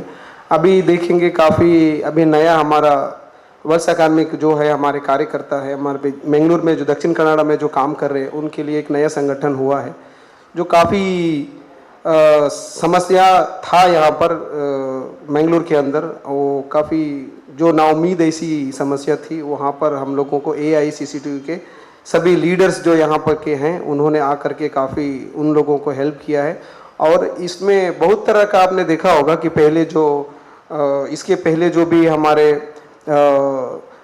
लोगों को यहाँ पर जो लीडर्स जो हैं यहाँ पर AICC के उन्होंने काफ़ी उन्हें मदद किया है। तो इस तरह का जो भी समस्या है वो हमारे संगठन रहने के द्वारा ही हमें ये पॉसिबल हो सकता है, संभव हो सकता है। सो हम सभी जिस जिस क्षेत्र में जो भी लोग काम कर रहे हैं वो यहाँ पर आकर के इस संगठन में आने से वो एक पावर की तरह हम यहाँ पर एक रह सकते हैं, सो काफ़ी बढ़िया लगा मुझे। और इस तरह से संगठन को अगर मजबूत किया तो आगे भी हमारा जो भी समस्या है उसको समाधान करने में काफ़ी इजी होगा। सो इसी के साथ मैं सभी को बोलता हूँ कि AICCTU संगठन के साथ आप सभी मिलकर काम करेंगे तो अच्छा रहेगा। इसी बात को मैं अपना बात ख़त्म करना चाहता हूँ। Thank you so much. ಧನ್ಯವಾದ ಅವರಿಗೆ. ಈಗ ನಮ್ಮ ಐವನ್ ಡಿಸೋಜ್ ಅವರು ಬರ್ತಾರೆ ಅಂತೇಳಿ ಇನ್ನೂ ನನಗೆ 2 ಸಲ ಫೋನ್ ಮಾಡಿದ್ರು, ಆದರೆ ಅವ್ರು ಬಂದಿಲ್ಲ. ಆದ್ದರಿಂದ ಸರ್, ನಾವು ಈಗ ಅಧ್ಯಕ್ಷರ ಭಾಷಣ ಮುಗಿಸಿ ನಾವು ಸಭೆಯನ್ನು ಮುಗಿಸುವಂತ ನಮ್ಮ ತಮ್ಮಲ್ಲಿ ಕೂಡ ಕೇಳ್ಕೊಳ್ತಾ ಇದ್ದೇವೆ. ಮತ್ತು ಈಗ ನಮ್ಮನ್ನು ಉದ್ದೇಶಿಸಿ ನಮ್ಮ ಇವತ್ತಿನ ಸಭಾಧ್ಯಕ್ಷರಾದಂಥ ರಾಮಣ್ಣ ವಿಟ್ಲ ಅವರು ಮಾತಾಡಬೇಕಂತ ತಮ್ಮಲ್ಲಿ ಕೇಳ್ಕೊಳ್ತೇವೆ. ಸ್ನೇಹಿತರೆ, ದಕ್ಷಿಣ ಕನ್ನಡ ಜಿಲ್ಲೆಯಲ್ಲಿ ಇವತ್ತು ನಾವೊಂದು ರಿಕ್ಷಾ ಚಾಲಕರ ಸಂಘಟನೆಯನ್ನು ಒಂದು ಕ್ರಾಂತಿಕಾರಿ ಸಂಘಟನೆಯಾಗಿ ಬೆಳೆಸಬೇಕಂತೇಳಿ ನಮ್ಮ ಉದ್ದೇಶ ಇದೆ. ಯಾಕೆಂದರೆ ರಿಕ್ಷಾ ಚಾಲಕರು ಇವತ್ತು ಇಡೀ ಜಿಲ್ಲೆಯಲ್ಲಿ ಹೋದರೆ ಎಲ್ಲ ಕಡೆ ರಿಕ್ಷಾ ಚಾಲಕರೇ ಇದ್ದಾರೆ. ಆದರೆ ರಿಕ್ಷಾ ಚಾಲಕರ ಇವತ್ತು ಸರಿಯಾದ ಅವರಿಗೆ ಸಂಘಟನೆ ಇಲ್ಲ. ಅವರಿಗೆ ಸರಿಯಾದ ರೀತಿಯಲ್ಲಿ ಅವರನ್ನು ಕೊಂಡವರು ಯಾವತ್ತು ಅಂದರೆ ಜಾತಿ ಧರ್ಮ ಇದರಡಿಯಲ್ಲಿ ಇವತ್ತು ತೇಲಾಡುತ್ತಿರುವಂಥ ಈ ಸಂದರ್ಭದಲ್ಲಿ ನಮ್ಮ AICC ಸಂಘಟನೆ ಯಾವ ರೀತಿ ಸಂಘಟನೆ ಆಗ್ತದೆ ಅಂತೇಳಿ ಇವತ್ತು ನಾವು ಎಲ್ಲ ಬಹಳಷ್ಟು ತುಳಿತಕ್ಕೆ ಆಗಿರುವಂಥ ಜನರ ಮಧ್ಯೆ ನಮ್ಮ ಸಂಘಟನೆ ಬಂದದ್ದು AICCT. ಇಲ್ಲಿ ಕಸ ಎಲೆಯರು ಮಾಡುವಂಥ ಕೇಳುವವರೇ ಇರಲಿಲ್ಲ ಕರ್ನಾಟಕ ರಾಜ್ಯದಲ್ಲಿ. ಆಗ ಅವರನ್ನು ಕೂಡ ಸಂಘಟನೆ ಮಾಡಿದ್ದು ಇವತ್ತು ಅವರೊಂದು ಸರ್ಕಾರಿ ನೌಕರನಾಗಿ ಬದಲಾಯಿಸಿದ್ದೇ ನಮ್ಮ AICC ಸಂಘಟನೆ. ಅದೇ ರೀತಿ ನಮಗೆ ರಿಕ್ಷಾ ಚಾಲಕರು ಹಲವಾರು, ನನಗೆ ಈಗ ಒಂದು 64 ವರ್ಷ ಆಯಿತು. ನಾನು 50 ವರ್ಷದಿಂದ ರಿಕ್ಷಾದಲ್ಲಿ ಹೋಗ್ತಾ ಇದ್ದೇನೆ. ಆದರೆ ರಿಕ್ಷಾ ಚಾಲಕರು ಇವತ್ತು ವಯಸ್ಸಾಗಿ ಯಾವುದೇ ಸೌಲಭ್ಯ ಅವರಷ್ಟಕ್ಕಾಗಿ ಇವತ್ತು ಕಾಯಿಲೆ ಬಿದ್ದು ಬೇರೆ ಬೇರೆ ರೀತಿಯಲ್ಲಿ ಇರುವ ಕೂಡ ಅವರಿಗೆ ಇವತ್ತೊಂದು ಸರಿಯಾದ ಪಿಂಚಣಿ ಇಲ್ಲ. ಯಾವುದೇ ಒಬ್ಬ ರಾಜಕಾರಣಿಯಾಗಿ ಒಂದು ಸಲ MP ಆದರೆ MLA ಆದರೆ ಅವ್ರಿಗೆ ಎಲ್ಲ ರೀತಿಯ ಸೌಲಭ್ಯಗಳು ಬರ್ತದೆ. ಎಲ್ಲರೂ ಅವ್ರು ಬೇಕಾದಷ್ಟು ಶ್ರೀಮಂತರು ಅವರು ಕೂಡ. ಆದರೆ ರಿಕ್ಷಾ ಡ್ರೈವರ್ ಒಂದು ದಿವಸಕ್ಕೆ ಪ್ರತಿಯೊಬ್ಬ ರಿಕ್ಷಾ ಚಾಲಕರು ಕೂಡ 500 ರೂಪಾಯಿಗಿಂತ ಮೇಲೆ ಸರ್ಕಾರಕ್ಕೆ ಟ್ಯಾಕ್ಸ್ ಕಟ್ತಾ ಇದ್ದಾರೆ. ಇದು ನಿಜವಾದ ರಿಕ್ಷಾ ಚಾಲಕನಿಗೆ ಕೂಡ ಗೊತ್ತಿಲ್ಲ. ನಾನು ಒಗ್ಗಟ್ಟಾಗಬೇಕು, ನಮಗೆ ಪೆನ್ಷನ್ ಬೇರೆ ಬೇರೆ ಸಂಘಟನೆ ನಮಗೆ ಸೌಲಭ್ಯ ಬೇಕನ್ನೋ ಅದನ್ನು ತಗೊಳ್ಳುವಂತ ಅವರಿಗೆ ತಿಳುವಳಿಕೆ ಕೊಡುವಂತ ಸಂಘಟನೆಗಳು ಕೂಡ ಇವತ್ತು ಏನಾಗಿದೆ. ಬಸ್ ಸ್ಟ್ಯಾಂಡ್ ಎಲ್ಲ ನಾನು ಹೋಗಿದ್ದೇನೆ ಇಡೀ ಜಿಲ್ಲೆಯ ಮುನ್ನೆ 8 ದಿವಸ ನಾನು ಎಲ್ಲ ಸುತ್ತಾಡಿದ್ದೇನೆ. ಒಂದು ಗಾಡಿಯಲ್ಲಿ ಮೈಕ್ ಹಾಕಿ ಕರಪತ್ರ ಹಂಚಿ ಎಲ್ಲರ ಹತ್ರ ನಾವು ಮಾತಾಡಿದ್ದೇವೆ. ಆದ್ರೆ ಅಲ್ಲಿ ಹೋಗುವಾಗ ಬೇರೆ ಬೇರೆ ತರ ಕೆಲವರಿಗೆ ನಮ್ಮ ಕೆಂಬಾವಟ ನೋಡಿದರೆ ಎಲ್ಲ ರಿಜೆಕ್ಟ್ ಆಗ್ತದೆ. ಬೇರೆ ಬೇರೆ ತರ ಮಾತಾಡಿದ್ರೆ ಆದ್ರೂ ಕೂಡ ನಾವು ಏನು ಯಾರ ಹತ್ರ ಮಾತಾಡ ನಾವೇನಿದ್ರು ನಮ್ಮ ಬದುಕಿಗಾಗಿ ನೀವು ಒಗ್ಗಟ್ಟಾಗಿ ನೀವೆಲ್ಲರೂ ಬನ್ನಿ ಅಂತ ಹೇಳಿ ನಾವು ಮಾತಾಡಿದ್ದೇವೆ. ಅದಕ್ಕೆ ನಮಗೆ ಇವತ್ತು ಜನ ಕಡಿಮೆ ಇದೆ. ಜನ ಕಡಿಮೆ ಇದ್ರೆ ಬೇಜಾರೇನಿಲ್ಲ. ನಾವಿವತ್ತು ಕರೆನ ಒಂದು 3-4 ತಿಂಗಳ ಹಿಂದೆ ಇಲ್ಲಿ ನಮ್ಮ ದಕ್ಷಿಣ ಕನ್ನಡ ಜಿಲ್ಲೆ ಎಲ್ಲ ಕಡೆಗಳಲ್ಲಿ ವಲಸೆ ಕಾರ್ಮಿಕರ ಮೇಲೆ ಒಂದು ಕೋಮುವಾದಿ ಶಕ್ತಿಗಳು ಅಲ್ಲಲ್ಲಿ ದಾಳಿ ಮಾಡ್ತಾ ಇದ್ರು. ನೀವು ಬಾಂಗ್ಲಾದಿಂದ ಬಂದವರು ಇಲ್ಲಿ ಅವರು ಇಲ್ಲಿಂದ ಬಂದು ದಕ್ಷಿಣ ಕನ್ನಡ ಜಿಲ್ಲೆಗೆ ಬಂದು ಹಲವಾರು ಕಟ್ಟಡಗಳನ್ನು ನಿರ್ಮಿಸ್ತಾರೆ. ಈ ಜಿಲ್ಲೆಯ ಅಭಿವೃದ್ಧಿಗೆ ಅವರದಾದ ಕೊಡುಗೆಯನ್ನು ಆ ಬೇರೆ ಬೇರೆ ರಾಜ್ಯಗಳಿಂದ ಬಂದು ಇದು ಮಾಡ್ತಾ ಇದ್ದಾರೆ. ಅವರನ್ನು ಸಹಿಸಲಿಕ್ಕೆ ಅವರಿಗೆ ಸಾಧ್ಯ ಆಗುದಿಲ್ಲ. ಅವರು ಹೆಚ್ಚಿನ ವರ್ಗದಲ್ಲಿ ಮುಸ್ಲಿಂ ಇದ್ದಾರೆ.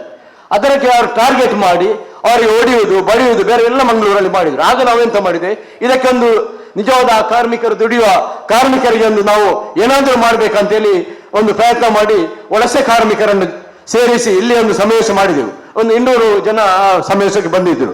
ಅವರು ಈಗ ಅವರ ಮೇಲೆ ದಾಳಿ ಕಡಿಮೆ ಆಗಿದೆ. ಮೊನ್ನೆ ಇತ್ತೀಚೆಗೆ ಒಂದು ಘಟನೆ ನಡೆಯಿತು. ಕಾವೂರು ಸ್ಟೇಷನ್ ಹತ್ತಿರವೇ ಒಬ್ಬ ಹುಡುಗ ಅವರು ಜಾರ್ಖಂಡ್ ಬಿಹಾರ್ನವರ ಅವ ಬೈಕಲ್ಲಿ ಹೋಗುವಾಗ ಬಾಕಿಯವರು ಬಂದು ಬೈಕಿನ ಏನು ತಪ್ಪಿಲ್ಲ, ಆದ್ರೂ ಅವರ ಬೈಕನ್ನು ಎಳೆದುಕೊಂಡು ಹೋಗಿ ಮನೆಯಲ್ಲಿ ಇಟ್ಟು ಅವರ ಮೇಲೆ 10,000 ರೂಪಾಯಿ ಆಗಲೇ ವಸೂಲು ಮಾಡಿ ಆ ನಂತರ ಪೊಲೀಸ್ ಸ್ಟೇಷನ್ ಕಂಪ್ಲೇಂಟ್ ಕೊಡ್ಲಿಕ್ಕೆ ಎದುರಿಸಿ ಎಲ್ಲ ಮಾಡೋ ನಮಗೆ ಗೊತ್ತು ಹೇಳಿದ್ರು.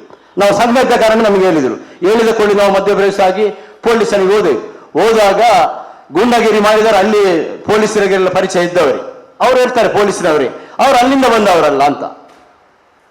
ಬಿಹಾರ್ನವರು ಕರ್ನಾಟಕದಲ್ಲ ನಮ್ಮ ದಕ್ಷಿಣ ನಾನು ಹೇಳಿದೆ ನಾವು ಭಾರತ ದೇಶದಲ್ಲಿ ಇರೋರು ಎಲ್ಲರೂ ನಾವೆಲ್ಲ ಒಂದೇ. ಯಾವುದೇ ರಾಜ್ಯದಲ್ಲಿ ಬರಲಿ ಯಾವುದೇ ದೇಶದಿಂದ ಬೇಕಾದ್ರೆ ಬರಲಿ ಅವರು ದುಡಿಯುವ ವರ್ಗ. ಆ ದುಡಿಯುವ ವರ್ಗ ಅನ್ಯಾಯ ಆದರೆ ನಾವು ಬಿಡುವುದಿಲ್ಲ. ಅದಕ್ಕೆ ನೀವು ಕ್ರಮ ತಗೊಳ್ಳಿ. ಲಾಸ್ಟಿಗೆ ಪೊಲೀಸರವರ ಮೇಲೆ ಕೇಸ್ ಮಾಡ್ಲಿಕ್ಕೆ ಎಲ್ಲ ಆಗುವಾಗ ಅವ್ರು ಹೇಳಿದ 10,000 ಈಗ ಕೊಡ್ಬೇಕು, 35,000 ಮತ್ತೆ ಕೊಡ್ಬೇಕಂತೇಳಿ ಒಂದು ಪೈಸೆ ಕೊಡದೆ ನಾವು ಅವರನ್ನು ತೆಗೆದುಕೊಂಡು ಅವರ ಬೈಕನ್ನು ತೆಗೆಸಿ ಅಲ್ಲಿಂದ ಕೊಡ್ಲಿಕ್ಕೆ ಸಾಧ್ಯ ಆಯಿತು. ನಮ್ಮ ಸಂಘಟನೆ ಅದು. ಅದೇ ರಿಕ್ಷಾ ಚಾಲಕರು ಕೂಡ ದೊಡ್ಡ ಮಟ್ಟದಲ್ಲಿ ಸಂಘಟನೆ ಆದರೆ ನಮಗೆ ಈಗ ಅಧಿಕಾರಿಗಳೆಲ್ಲ ಹೇಳಿದ್ರು, ನಮಗೆ ಎಲ್ಮೆ ಮೇಡಮ್ ಅವರು ಕುಮಾರ್ ಆಗಲಿ ಎಲ್ಲ ನಾವು ಹಲವಾರು ವರ್ಷದಿಂದ ಅವರೊಟ್ಟಿಗೆ ಕೆಲಸ ಮಾಡ್ತೇವೆ, ಅವರು ನೋಡ್ತಾರೆ ಎಲ್ಲ. ಅವರು ಕೊಡ್ಲಿಕ್ಕೆ ಎಲ್ಲ ಎದುರು ಕೂಡ ಕೇಳೋರು ಬೇಕಲ್ಲ, ಅದನ್ನು ತೆಕೊಳ್ಳೋರು ಬೇಕಲ್ಲ. ಕಾನೂನು ಬಂದಿದೆ. ನಾವೆಲ್ಲ ಹೇಳಿದ್ದೇನೆ, ನಾನು ಕಟ್ಟಡ ಕಾರ್ಮಿಕರ ಸಂಘಟನೆ ಕಟ್ಟುವಾಗ ನನಗೆ ಎಷ್ಟೋ ಜನ ಬೈದಿದ್ದಾರೆ. ನಾನು 96ರಲ್ಲಿ ದೇಶದಲ್ಲಿ ಕಟ್ಟಡ ಕಾರ್ಮಿಕರ ಕಲ್ಯಾಣ ಮಂಡಳಿ ಕೇಂದ್ರ ಸರ್ಕಾರ ಜಾರಿ ಮಾಡಿತು. ಆ ನಂತರ ಒಂದು ಸಂಘಟನೆ ಕಟ್ಟಿ 2006ರಲ್ಲಿ ಕರ್ನಾಟಕದಲ್ಲಿ ಕಟ್ಟಡ ಕಾರ್ಮಿಕರ ಮಂಡಳಿ ಜಾರಿ ಆಯಿತು. ನಾವು ಹೋಗಿ ಮನೆಗೆ ಹೋಗಿ ಎಲ್ಲಿ ಹೋದರೂ ಕೂಡ ಕಟ್ಟಡ ಕಾರ್ಮಿಕರ ಸದಸ್ಯರಾಗ್ತಿರ್ಲಿಲ್ಲ. ಯಾಕೆ? ಅವರ ಬಗ್ಗೆ ಅವರಿಗೆ ಪ್ರಜ್ಞೆ ಇಲ್ಲ. ಎಷ್ಟೋ ಕಷ್ಟಪಟ್ಟು ಒಂದು ಮೆಂಬರ್ ಮಾಡಿ ಎಲ್ಲ ಆಫೀಸರ್ಗಳು ಬಂದು ಅವರ ಕೈಯಲ್ಲಿ ಕೊಡಿಸಿ ಕಾರ್ಡ್ ಏನೆಲ್ಲ ಮಾಡಿ ಈಗ ಎಂತ ಮಾಡಿ ಆ ನಂತರ ಅದನ್ನು ಕಟ್ಟಡ ಕಾರ್ಯ ಮಂಡಳಿಯನ್ನೇ ದುರ್ಬಲಗೊಳಿಸಿ ರಾಜಕಾರಣಿಗಳು. ಕೊರೋನಾ ಸಂದರ್ಭದಲ್ಲಿ ಎಲ್ಲರಿಗೆ ಕಿಟ್ಟು ಕೊಡ್ಲಿಕ್ಕೆ ಎಲ್ಲರಿಗೆ ಕಾರ್ಡ್, ಕಟ್ಟಡ ಕಾರ್ಮಿಕರೇ ಆಗ್ಬೇಕಂತಿಲ್ಲ, ರಾಜಕೀಯ ಪಕ್ಷದಲ್ಲಿ ಇರುವವರು ಎಲ್ಲರಿಗೆ ಕಟ್ಟಡ ಕಾರ್ಡ್ ಮಾಡಿ ಎಲ್ಲ ಕೊಟ್ಟರು. ಈಗ ಕಟ್ಟಡ ಕಾರ್ಮಿಕರಿಗೆ, ನಿಜವಾದ ಕಟ್ಟಡ ಕಾರ್ಮಿಕರಲ್ಲಿ ಕಷ್ಟದ ಪರಿಸ್ಥಿತಿಯಲ್ಲಿ ಎದುರಿಸುವಂತ ಪರಿಸ್ಥಿತಿ. ಅದಕ್ಕೆ ಹೇಳುವುದು, ಕಟ್ಟಡ ಕಾರ್ಮಿಕರಾಗಲಿ ರಿಕ್ಷಾ ಚಾಲಕರಾಗಲಿ ಯಾವುದೇ ಸೌಲಭ್ಯವನ್ನು ಪಡಬೇಕಾದ್ರೆ ಸಂಘಟಿತರಾಗಿರ್ಬೇಕು. ಸಂಘಟಿತರಾಗಿ ಹೋರಾಟ ಮಾಡಿದರೆ ನಾವು ಪಡಲಿಕ್ಕೆ ಸಾಧ್ಯ ಇದೆ. ಅದಕ್ಕಾಗಿ ನಾನು ಹೇಳುವುದು, ದಕ್ಷಿಣ ಕನ್ನಡ ಜಿಲ್ಲೆಯಲ್ಲಿ ಇವತ್ತು ಎಷ್ಟು ಕಷ್ಟ ಆದರೂ, ಎಷ್ಟು ನಮಗೆ ಅವರು ಬೈದರು, ಏನೋ ಮಾಡಿದ್ರು, ಹೋಗಿ ಎಲ್ಲ ಪಾರ್ಕಲ್ಲಿ ನಮ್ಮ ಸಂಘಟನೆಯನ್ನು ಬೆಳೆಸುವಂತ ಕೆಲಸಕ್ಕೆ ಇಲ್ಲಿ ಬಂದಿರುವಂತ ಎಲ್ಲ ಚಾಲಕರು ಒಂದಾಗಿ ಸೇರಿ ಎಲ್ಲ ಕಡೆ ಹೋಗಿ ಅವರನ್ನು ಸಂಘಟನೆ ಮಾಡುವ ಮೂಲಕ ನಾವು ನಮ್ಮ ಜಿಲ್ಲೆಯಲ್ಲಿ ಒಂದು ಸರಿಯಾದ ರೀತಿಯ ಸಂಘಟನೆಯನ್ನು ಬಲಿಷ್ಠ ಕಟ್ಟಲಿಕ್ಕೆ ನೀವೆಲ್ಲ ಕೆಲಸ ಮಾಡ್ತೀರಿ ಅಂತೇಳಿ ನನಗೆ ವಿಶ್ವಾಸ ಇದೆ. ನಾವು ಕೂಡ ಎಷ್ಟು ಹಗಲು ರಾತ್ರಿ ನಿಮ್ಮೊಟ್ಟಿಗೆ ದುಡಿದು ಅದಕ್ಕೆ ಕೆಲಸ ಮಾಡಲಿಕ್ಕೆ ಕೂಡ ಬದ್ಧರಾಗಿ ನಮ್ಮ AICC ಸಂಘಟನೆ, ನಮ್ಮ ಸಮಿತಿ ಇದೆ ಅಂತ ಹೇಳುತ್ತಾ, ಇವತ್ತು ನಾವು ಈ ಸಂಘಟನೆಯನ್ನು ಮಾಡುವಾಗ ನಮಗೆ ಇಷ್ಟು ಅಂದಾಜು ಇರಲಿಲ್ಲ. ನನಗೆ ಗೊತ್ತಿದೆ, ನಾನೊಂದು 50 ವರ್ಷದಿಂದ ಈ ಸಂಘಟನೆ ಕೆಲಸ ಮಾಡ್ತಲೇ ಬಂದವ, ಏನಾಗ್ತಂತಿಲ್ಲ. ಕೆಲವರಿಗೆ ಅದು ಅಷ್ಟು ಅಂದಾಜು ಆಗುದಿಲ್ಲ. ಇದು ಇಷ್ಟು ದೊಡ್ಡ ವಾಲಲ್ಲಿ ಮಾಡುವಾಗ ಏನು ಅಂತ ಹೇಳಿ ಗೊತ್ತಾಗುದಿಲ್ಲ, ಬರ್ತಾರೆ ಅಂತ. ಈಗಿನ ಒಂದು ರಿಕ್ಷಾ ಚಾಲಕರು ಮೊದಲಾಗಿ ಇಲ್ಲ. ಮೊದಲು ವಯಸ್ಸಾದವರು ಇದ್ದಾರೆ ಇಲ್ಲಿ. ಮೊದಲು ನಾವು ಮಂಗಳೂರಲ್ಲಿ ನೋಡಿದ್ದೇವೆ, ಬಸ್ ಚಾಲಕರ ಸಂಘಟನೆ, ರಿಕ್ಷಾ ಚಾಲಕರ ಸಂಘಟನೆ, ನಾನು ಸಣ್ಣದಿರುವ ಅಂಚಿನ ಕಾರ್ಮಿಕರ ಸಂಘಟನೆ, ಬೀಡಿ ಕಾರ್ಮಿಕರ ಸಂಘಟನೆ ಎಲ್ಲವನ್ನು ಕಟ್ಟುವಾಗ ದಕ್ಷಿಣ ಕನ್ನಡ ಜಿಲ್ಲೆಯಲ್ಲಿ ಕೆಂಬಾಟ ರಾರಾಜಿಸುತ್ತಿತ್ತು. ಆ ನಂತರ ಕೆಂಬಾಟ ನಶಿಸಲಿಕ್ಕೆ ಹೋಗ್ಲಿಕ್ಕೆ ಕೂಡ ಕೆಲವರು ನಮ್ಮ ಸಂಘಟನೆ ಕಟ್ಟುವ ವಿಧಾನ ಬೇರೆ ಬೇರೆ ಇದರಲ್ಲಿ ಕ್ರಾಂತಿಕಾರಿಯಾಗಿ ಅವರನ್ನು ಬೆಳೆಸಿದ ಕಾರಣ ಇವತ್ತು ಆ ಸಂಘಟನೆ ಹಿಂದಕ್ಕೆ ಅದನ್ನು ಇನ್ನು ಮರುಜುವ ಮಾಡಬೇಕಾದ್ರೆ ನಮ್ಮ ಸಂಘಟನೆ ಎಲ್ಲ ರಂಗದಲ್ಲಿ ಕೂಡ ನಮ್ಮ AICC ಸಂಘಟನೆಯನ್ನು ಬೆಳೆಸಿ ಕಟ್ಟಿದರೆ ಇಡೀ ನಮ್ಮ ದಕ್ಷಿಣ ಕನ್ನಡ ಜಿಲ್ಲೆಯಲ್ಲಿ ಎಲ್ಲ ಕಾರ್ಮಿಕ ವರ್ಗಕ್ಕೆ ಒಂದು ನ್ಯಾಯವನ್ನು ತೆಗೆದು ಕೊಡಬಹುದು ಅಂತ ಹೇಳುವ ವಿಶ್ವಾಸ ನಮಗಿದೆ. ಆ ವಿಶ್ವಾಸವನ್ನು ಬೆಳೆಸಲಿಕ್ಕೆ ನೀವೆಲ್ಲರೂ ದೊಡ್ಡ ರೀತಿಯಲ್ಲಿ ಸಂಘಟನೆಯನ್ನು ಕಟ್ಟಲಿಕ್ಕೆ ಎಲ್ಲರೂ ಪ್ರಯತ್ನ ಮಾಡಬೇಕಂತ ಹೇಳಿ ಈ ಒಂದು ಸಭೆಯ ಅಧ್ಯಕ್ಷತೆಯನ್ನು ವಹಿಸಿ ನಾನು ಮಾತಾಡಲಿಕ್ಕೆ ಅವಕಾಶ ಮಾಡಿದಂತ ನಿಮ್ಗೆಲ್ಲರಿಗೂ ನಮ್ಮ ಕೃತಜ್ಞತೆ ಸಲ್ಲಿಸಿ ನನ್ನ ಮಾತನ್ನು ಮುಗಿಸ್ತೇನೆ. ಧನ್ಯವಾದಗಳು ಜಿಲ್ಲಾಧ್ಯಕ್ಷರಾದಂಥ ರಾಮಣ್ಣ ವಿಟ್ಲ ಅವರಿಗೆ. ಅವರು ಬಹಳ ಸೊಗಸಾಗಿ ನಮ್ಮ AICC ಸಂಘಟನೆ ಯಾವ ಥರ ಕೆಲಸ ಮಾಡ್ತಾ ಇದೆ ಅಂತೇಳುವಂಥದ್ದನ್ನು ಸವಿವರವಾಗಿ ತಿಳಿಸಿಕೊಟ್ಟಿದ್ದಾರೆ. ನಾವು ಆಟೋ ರಿಕ್ಷಾ ಚಾಲಕರ ಸಂಘಟನೆ ಸಾಧಾರಣ AICC ಸಂಘಟನೆ 2022ರಲ್ಲಿ ಸೆಂಟ್ರಲ್ ರೈಲ್ವೆ ಸ್ಟೇಷನ್ನಲ್ಲಿ ಒಂದು ತೊಂದರೆ ಆದಾಗ ನಾವು ಈ ಸಂಘಟನೆಯನ್ನು ಈ ಮಂಗಳೂರು ದಕ್ಷಿಣ ಕನ್ನಡಕ್ಕೆ ನಾವು ಪರಿಚಯಿಸಿದೆವು. ಈ ಸಂಘಟನೆ ಹಿಂದೆ ತುಂಬ ಶ್ರಮವಿದೆ. ಈ ಸಂಘಟನೆ ಆಟೋ ಚಾಲಕರ ಸಂಘಟನೆಯ ಉದ್ದೇಶ ನಮ್ಮ ಬಡ ಕಾರ್ಮಿಕರು, ನಮ್ಮ ರಿಕ್ಷಾ ಚಾಲಕರು ಯಾವುದೇ ಥರದಲ್ಲಿ ತೊಂದರೆಗೆ ಸಿಕ್ಕಾಕೊಳ್ಬಾರ್ದು ಅಂತ ಹೇಳುವಂಥದ್ದು ಒಂದೇ ಉದ್ದೇಶ. ನಾವು ದುಡಿತಾ ಇರುವುದು ಇವತ್ತಿಗೆ ನಾಳೆಗೆ ಇರುವುದಿಲ್ಲ. ನಾವು ಸರ್ಕಾರದಲ್ಲಿ ಮತ್ತು ಕಾರ್ಮಿಕ ಇಲಾಖೆಯಲ್ಲಿ ಬೇಡಿಕೆ ಇಟ್ಟಿದ್ದೇವೆ. ನಮಗೆ ನಾವು ಈಗ ಇರುವಂಥ ಕಾರ್ಡ್ಗಳು ಖಾಲಿ ಡೆತ್ ಆದ ನಂತರ 5 ಲಕ್ಷ ಸಿಕ್ಕುವುದು ಅಥವಾ ಡೆತ್ ಆದ ನಂತರ ನಮಗೆ ಸಂಸ್ಕಾರಕ್ಕೆ ಸಿಕ್ಕುವಂಥ ಹಣ, ಇದನ್ನೆಲ್ಲ ನಾವು ಕೇಳುವುದಿಲ್ಲ. ನಾವು ಜೀವದಲ್ಲಿ ಇರುವಾಗ, ಜೀವಂತವಾಗಿ ಇರುವಾಗ ನಮಗೇನಾದರೂ ಸಿಕ್ಕಬೇಕು ಅಂತ ಹೇಳುವಂಥದ್ದೊಂದೇ ಉದ್ದೇಶ. ನಮಗೆ 60 ವರ್ಷ ಕಳೆದಂಥ ತುಂಬ ಚಾಲಕರು ನಮ್ಮ ಈ ಹಿರಿಯ ಚಾಲಕರೆಲ್ಲ ಇದ್ದಾರೆ. ನಾವು ಕೇಳ್ತಿರೋದು 60 ವರ್ಷ ನಂತರ, 60 ವರ್ಷ ಕಳೆದ ನಂತರ ನಮಗೆ ಕೂಟಲಿಗೆ ನಮಗೆ ಪೆನ್ಷನ್ ರೂಪದಲ್ಲಿ ಈಗ ಕೇರಳದಲ್ಲಿ 3,000 ರೂಪಾಯಿ ಬರ್ತಾ ಇದೆ. ಅದನ್ನು ಕರ್ನಾಟಕದಲ್ಲಿ ಕೂಡ ಜಾರಿಗೊಳಿಸಬೇಕು. ನಮ್ಮ ಎಲ್ಲ ಹಿರಿಯ ಚಾಲಕರಿಗೆ ಒಂದು ಸಹಕಾರ ಆಗಬೇಕು ಅಂತ ಹೇಳುವಂಥದ್ದು ನಮ್ಮ ಬೇಡಿಕೆ ಇದೆ. ನಾವು ಮಂಗಳೂರಿನಲ್ಲಿ ನಾನು ಆವಾಗ ಹೇಳಿದಾಗೆ 22ನೇ ಇಸ್ವಿಯಲ್ಲಿ ನಾವು ಸಂಘಟನೆಯನ್ನು ಪ್ರಾರಂಭ ಮಾಡಿದೆವು. ಇದೇ ರೈಲ್ವೆ ಡಿಪಾರ್ಟ್ಮೆಂಟ್, ಕೇರಳ ಪಾಲಕ್ಕಾಡಿಗೆ ಸಂಬಂಧಪಟ್ಟ 2 ರೈಲ್ವೆ ಸ್ಟೇಷನ್ಗಳಿವೆ. ಅಲ್ಲಿ ನಮಗೆ ತಿಂಗಳಿಗೆ ಒಂದು 500 ರೂಪಾಯಿ ಕಟ್ಟಿ ಆ ಪಾರ್ಕಲ್ಲಿ ಪಾರ್ಕ್ ಮಾಡಬೇಕು ಅಂತ ಹೇಳುವಂಥ ಒಂದು ಒತ್ತಡ ಬಂದಾಗ ನಾವು ಕೇವಲ 5-6 ಜನರದಿಂದ ಸ್ಟಾರ್ಟ್ ಆದಂಥ AICCTU ಅವತ್ತು ನಾವು ಹೋರಾಟದ ಮುಖಾಂತರ ನಾವು ಇವತ್ತಿನವರೆಗೆ ನಮ್ಮ ರೈಲ್ವೆ ಸ್ಟೇಷನ್ನಲ್ಲಿ ಯಾರು ಬೇಕಾದರೆ ಬಂದು ದುಡಿಬಹುದು. ನಮ್ಮ ಮಹಾನಗರ ಪಾಲಿಕೆಯ ಸಂಬಂಧಪಟ್ಟ ಯಾವುದೇ ಪರ್ಮಿಟ್ ಇರುವಂಥ ರಿಕ್ಷಾಗಳು 1 ರೂಪಾಯಿ ಹಣ ಕೊಡದೆ ನಮ್ಮ ಪಾರ್ಕ್ಗಳಲ್ಲಿ ನಿಲ್ಬಹುದು ಅಂತೇಳಿ ನಾವು ಮಾಡಿದ್ದೇವೆ. ಇದು ನಮ್ಮ AICCTU ಮೊದಲನೇ ಹಂತದಲ್ಲಿ ಮಾಡಿದಂಥ ಒಂದು ಕಾರ್ಯಕ್ರಮ, ಒಂದು ಒಳ್ಳೆಯ ಉದ್ದೇಶಕ್ಕೋಸ್ಕರ ಮಾಡಿದಂಥ ಒಂದು ಸಂಘಟನೆ. ಹಾಗೆ ಬೇರೆ ಬೇರೆ ಚಾಲಕರಿಗೆ ಬೇರೆ ಬೇರೆ ಥರದಲ್ಲಿ ಈಗಾಗಲೇ ಒಂದು ನಿಮಗೆ ಕೆಲವರಿಗೆ ಗೊತ್ತಿರ್ಬೋದು, ಕೆಲವರಿಗೆ ಗೊತ್ತಿಲ್ಲ, ತುಂಬ ಕೆಲಸ ಮಾಡಿದ್ದೇವೆ. ಅದರಲ್ಲಿ ಕೆಲವು ಬೆರಳೆಣಿಕೆಯ ವಿಷಯಗಳನ್ನು ನಾನು ಮಾತಾಡ್ತೇನೆ. ಒಂದು ದಿವಸ ಒಂದು ಚಾಲಕನಿಗೆ ಒಂದು ಅರ್ಜೆಂಟಾಗಿ ಪರಂಗಿಪೇಟೆಗೆ ಹೋಗಬೇಕಿತ್ತು. ಆದರೂ ಒಬ್ಬ ಕೈ ತೋರಿಸಿ ಅವ್ರಿಗೊಂದು ಅಲ್ಲೇ ಹತ್ತಿರ ಕಂಕನಾಡಿಯಿಂದ ಒಂದು 35 ರೂಪಾಯಿ ಆಗುವಷ್ಟು ದೂರದಲ್ಲಿ ಬಿಡ್ಲಿಕ್ಕೆ, ಇವರು ಬಿಡ್ಲಿಕ್ಕಲ್ಲ ಅಂತೇಳಿ ಹೋದ್ರು. ಬಟ್ ಹೋದ ನಂತರ ಹೇಳ್ತಾರೆ ಅವರು, ಇಲ್ಲ ಬಿಡ್ಲಿಕ್ಕೆ ಮಾತ್ರ ಅಲ್ಲ, ನಾವು ವಾಪಸ್ ಬರ್ತೇವೆ ಅಂತ.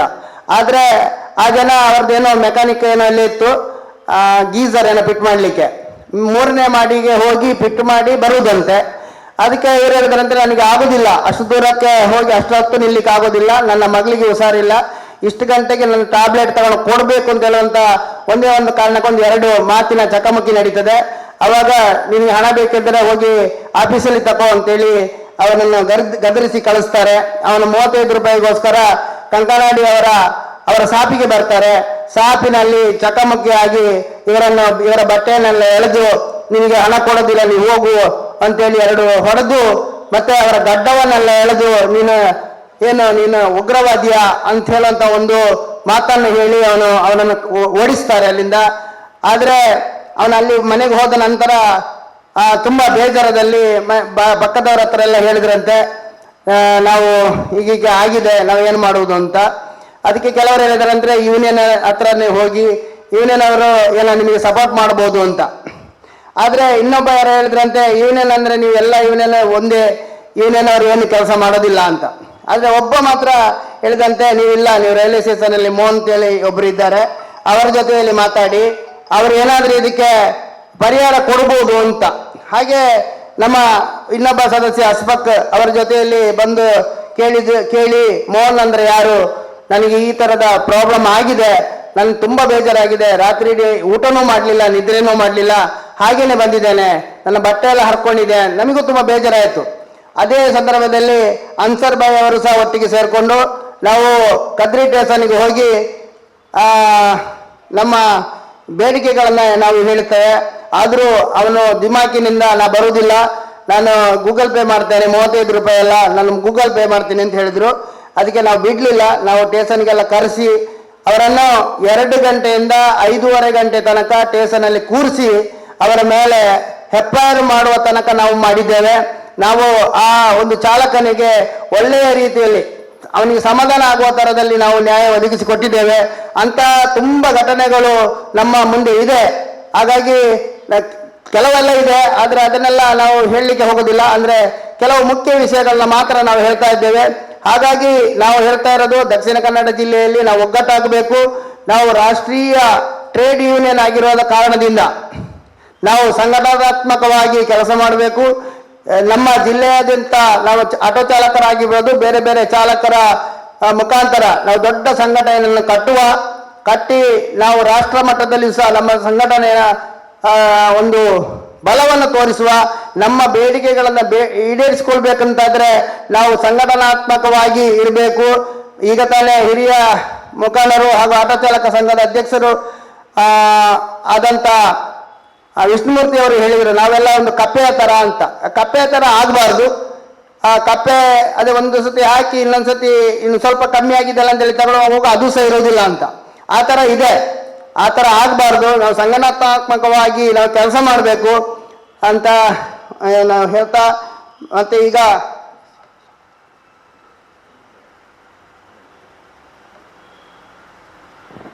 ನಮಸ್ತೆ. ಇತ್ತೆ ನಮ್ಮ ಒಂಜಿ ಕಾರ್ಡ್ ಮಂತದ ಈ ಕಾರ್ಮಿಕರನ ಕೆಳಗೆ ಒಂಜಿ ಕಾರ್ಡ್.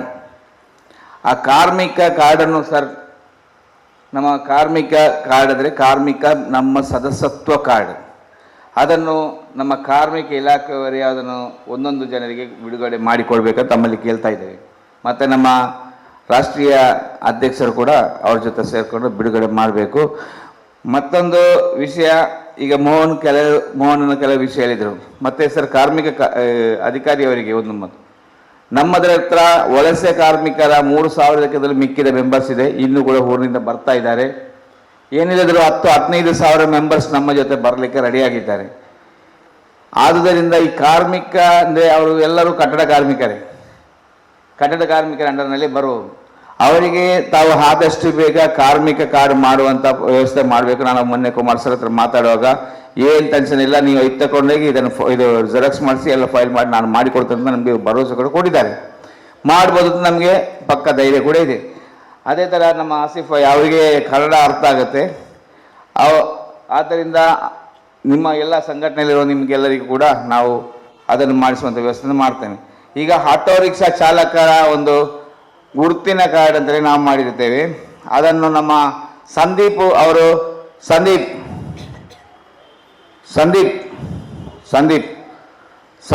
ಸ್ವಲ್ಪ ವೇದಿಕೆಗೆ ಬರಬೇಕು. ಇದನ್ನು ಸರ್ ನಮ್ಮ ಪರಿಚಯ ಕಾರ್ಡು ಅಂದರೆ ನಮ್ಮ ಆಟೋ ರಿಕ್ಷಾ ಚಾಲಕರ ಇಂಥ ಯೂನಿಯನಲ್ಲಿ ಇದ್ದಾರೆ ಅಂತೇಳಿ ಯಾವ ಥರ ನಮ್ಮ ಸರ್ಕಾರ ನಮಗೆ ಲೈಸೆನ್ಸ್ ಕೊಟ್ಟು ನಮ್ಮ ಪರಿಚಯ ಕಾರ್ಡ್ ಮಾಡ್ತಾರೆ, ಅದೇ ಥರ ನಮ್ಮ ಯೂನಿಯನಲ್ಲಿ ನಮ್ಮ ಸದಸ್ಯತ್ವ ಆಗಿದ್ದವನು ನಮ್ಮವನಂತಲ್ಲಿ ಒಂದು ಗುರುತಿನ ಚೀಟಿಯನ್ನು ನಾವು ಮಾಡಿದ್ದೇವೆ. ಅದು ನಮ್ಮ ಅಧಿಕಾರಿಗಳು ಕೊಟ್ಟು ಅವರಿಗೆ ಇದು ಕೊಡಬೇಕಂದ್ರೆ ತಮ್ಮಲ್ಲಿ ಕೇಳ್ಕೊತೇವೆ.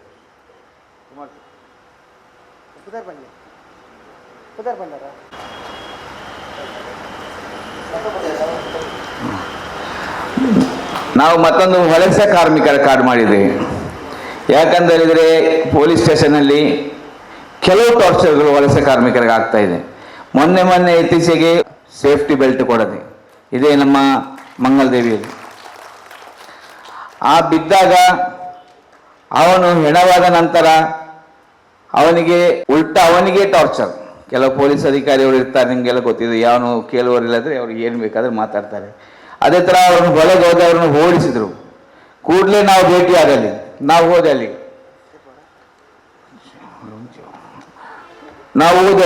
ಹೋದ ಕೂಡಲೇ ನಾವು ಪೊಲೀಸ್ ಅಧಿಕಾರಿ ಹತ್ರ ಕೇಳಿದ್ರೆ, ನಿಮ್ಮ ಹತ್ರ ನ್ಯಾಯ ಕೇಳಿ ಬಂದವರಿಗೆ ನೀವು ಓಡಿಸುವುದಾದರೆ ಮತ್ತೆ ನ್ಯಾಯ ಎಲ್ಲಿದೆ? ಈ ಮಾತು ಹೇಳಿದ ನಂತರ ಮತ್ತೆ ಅಲ್ಲಿ ಎಲ್ಲರೂ ನಮ್ಮ ಜೊತೆ ಸೇರಿಕೊಂಡ್ರು. ಮತ್ತೆ ಅವರ ಹಣವನ್ನು ಇಲ್ಲಿಂದ ನಮ್ಮ UP ಕಡೆ ಕಳಿಸಲಿಕ್ಕೆ ನಮಗೆ ಸಾಧ್ಯವಾಯಿತು. ಮತ್ತೆ ಅವರಿಗೆ ಬೇಕಾದ ಎಲ್ಲ ಖರ್ಚು ಮತ್ತೆ ಅವರ ಜೊತೆ ಫ್ಲೈಟಲ್ಲಿ ಹೋಗುವಂಥ ಎಲ್ಲ ಖರ್ಚುಗಳನ್ನು ಮಾಡಿಸುವಂಥ ವ್ಯವಸ್ಥೆ ನಾವು ಮಾಡಿರ್ತೇವೆ. ಅವರಿಗೆ ನಮಗೆ ಈಗ ಒಂದು ಗುರುತಿನ ಚೀಟಿ ಅಂತೇಳಿ ಮಾಡಿದ್ದೇವೆ ನಮ್ಮ ಸಂಘಟನೆಯವರಂತೇಳಿ. ಅದರಲ್ಲಿ ಒಬ್ಬಂದು ನಾವು ಈಗ ಕಾರ್ಡ್ ಮಾಸ್ ಮಾಡಿದ್ದೇವೆ. ಒಬ್ಬಂದು ನಾವು ಕಾರ್ಡ್ ಕೊಡ್ತೇವೆ. ಗುಲಾಮ್ ರಬೀನ್ ಉನ್ಕೊಮೈ ಅವರಿಗೆ ಕೂಡ ನಮ್ಮ ಕಾರ್ಮಿಕ ಅಧಿಕಾರಿಯಿಂದ ಕುಮಾರ್ ಸರ್ ಮತ್ತು ವಿಲ್ಮಿ ಸರ್ ಇವರು ಮತ್ತು ನಮ್ಮ ಅಧ್ಯಕ್ಷರು ಸೇರಿಕೊಂಡು ಕೊಡಬೇಕಂತ ವಿಲ್ಮಿ.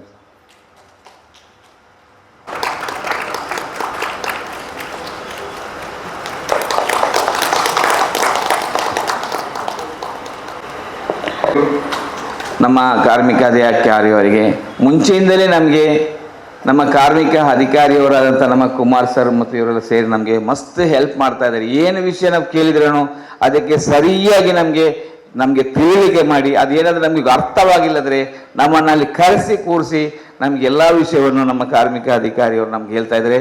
ಅದು ನಮಗೆ ಇಡೀ ಆಟೋ ರಿಕ್ಷಾ ಚಾಲಕರಿಗೆ ದೊಡ್ಡ ಒಂದು ಒಳ್ಳೆಯ ವಿಷಯನೇ.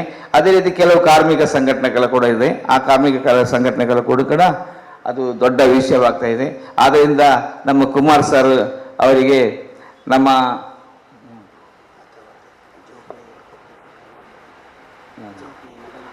ಸರ್ ಇಲ್ಲಿ ಸಣ್ಣ ಒಂದು ಮಕ್ಕಳೊಂದು ಕಲ್ಚರಿ ಆಗಿದೆ, ಒಂದು ಸಣ್ಣ ಒಂದು ತಾಲೀಮ್ ಕಲ್ಚರಿ.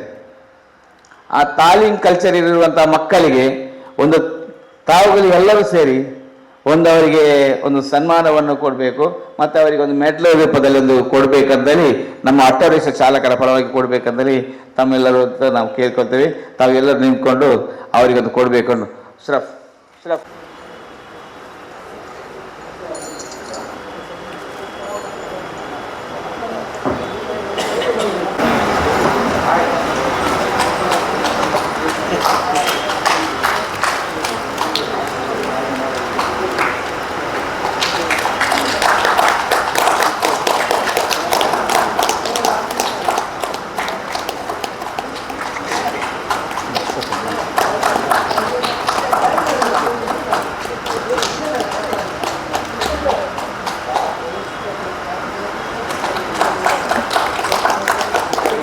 ಮತ್ತೆ ಈ ಟೀಮನ್ನು ನಡೆಸ್ಕೊಂಡು ಈ ಮಕ್ಕಳ ಜೊತೆ ಇದ್ಕೊಂಡು ಮಕ್ಕಳಿಗೆ ತಾಲೀಮನ್ನು ಕಲಿಸಿ ಮುಂದೆ ಹೋಗ್ತಾ ಇರೋದು ಅಶ್ರಫ್ ಇವರು ಕೂಡ ವೇದಿಕೆಗೆ ಬಂದು ನಮ್ಮ ಸನ್ಮಾನವನ್ನು ಸ್ವೀಕರಿಸಬೇಕಂದ್ರೆ ತಮ್ಮಲ್ಲಿ ಕೇಳಿಕೊಳ್ತಾ ಇದ್ದೀವಿ.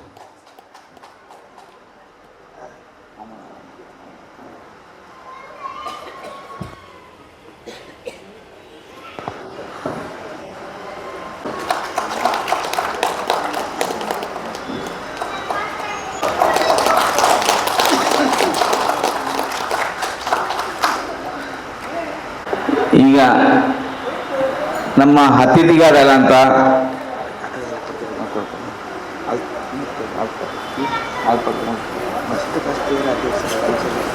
ಈಗ ನಮ್ಮ ಸಭೆಯಲ್ಲಿ ನಮಗೆ ಮಸ್ತ್ ಮಾತಾಡಿದರು, ನಮಗೆ ಕೆಲವು ವಿಷಯಗಳನ್ನು ತಿಳಿಸಿದರು. ಈಗ ನಾವೀಗ ಗೆಸ್ಟ್ ಅವ್ರನ್ನ ಇದು ಮೊಮೆಂಟ್ ಕೊಟ್ಟು ಕಳಿಸಿದ ನಂತರ ನಮಗೊಂದು ಸಣ್ಣದು ಕಮಿಟಿ ಆಗಲಿಕ್ಕೆ ಉಂಟು. ಅದಕ್ಕೆ ತಾವುಗಳು ನಿಲ್ಲಬೇಕು. ಯಾರು ಅವ್ರ ಜೊತೆ ನೀವು ಕೂಡ ಹಿಂದೆ ಹೋದರೆ ಮತ್ತೆ ಇಲ್ಲಿ ಕಮಿಟಿ ಆಗಲಿಕ್ಕೆ ನಾನು ಮತ್ತು ಮೋಹನ್ ಮತ್ತು ಜೀರಾನಿ ಈ 3 ಜನ ಸೇರಬೇಕಾಗ್ತದೆ, ಬೇರೆ ಯಾರು ಇರಲ್ಲ. ಓಕೆ, ಪ್ಲೀಸ್ ಒಂದು 10 ನಿಮಿಷ ಕೂರಬೇಕಾಗ್ತದೆ. ಈಗ ಅಪ್ಪಣ್ಣ ಸರ್ ಅವರಿದ್ದಾರೆ, ಅವರಿಗೆ ನಮ್ಮ ವತಿಯಿಂದ ನಮ್ಮೊಂದು ನೆನಪಿನ ಕಾಣಿಕೆಯನ್ನು ಕೊಡಬೇಕಾಗಿ ತಮ್ಮಲ್ಲಿ ವಿನಂತಿ.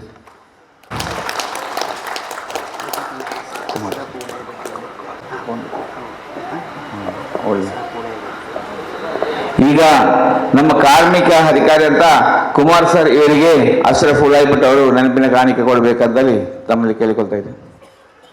ಕಾರ್ಮಿಕ ಇನ್ನೊಂದು ಅಧಿಕಾರಿ ಅವರಿಗೆ ನಮ್ಮ ಲಕ್ಷ್ಮಿ ಅವರು ಬಂದು ನಮ್ಮ ನೆನಪಿನ ಕಾಣಿಕೆ ಕೊಡಬೇಕಂತಲ್ಲಿ ಕೇಳಿಕೊಳ್ತಾ ಇದ್ದೀನಿ. ಅಲ್ಲ ಸುಮಾ ಅವರು ಬಂದು ಸುಧಾ ಮೇಡಮ್ ಬಂದು ಅವರಿಗೆ ನೆನಪಿನ ಕಾಣಿಕೆ ಕೊಡಬೇಕಂತ ತಮ್ಮಲ್ಲಿ ಕೇಳ್ತೀನಿ.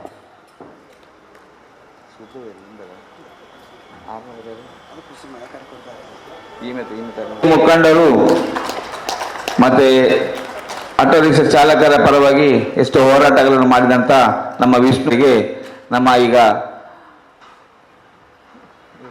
ಜಿಲಾನಿಯವರು ನಮ್ಮ ನೆನಪಿನ ಕಾಣಿಕೆ ಕೊಡಬೇಕಂದ್ರೆ ವಿನಂತಿ.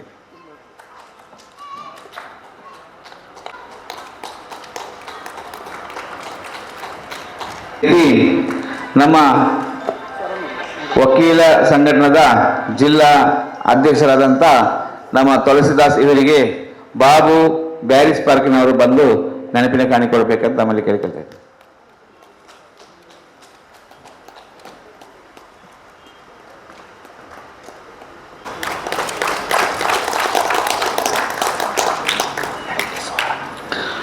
ಈಗ ನಮ್ಮ ಹಿರಿಯ ಹೋರಾಟಗಾರನು ಆಟೋ ರಿಕ್ಷಾ ಚಾಲಕರಿಗೋಸ್ಕರ ಇಡೀ ಜೀವನವನ್ನೇ ತ್ಯಾಗ ಮಾಡಿ ಈಗ ಒಂದು ಸೈಡಲ್ಲಿ ಹೋಗಿ ಕೂತ್ಕೊಂಡು ಅವರ ಜೀವನ ನಡೆಸ್ತಾರಂತ LT ಸುವರ್ಣ ಇವರಿಗೆ ನಮ್ಮ ಯೋಗೇಂದ್ರ ಬೋಗು ಇವರು ನೆನಪಿನ ಕಾಣಿಕೆ ಕೊಡಬೇಕಂದಲ್ಲಿ ಅವರು ಕೇಳಿಕೊಳ್ತಾ ಇದ್ದಾರೆ.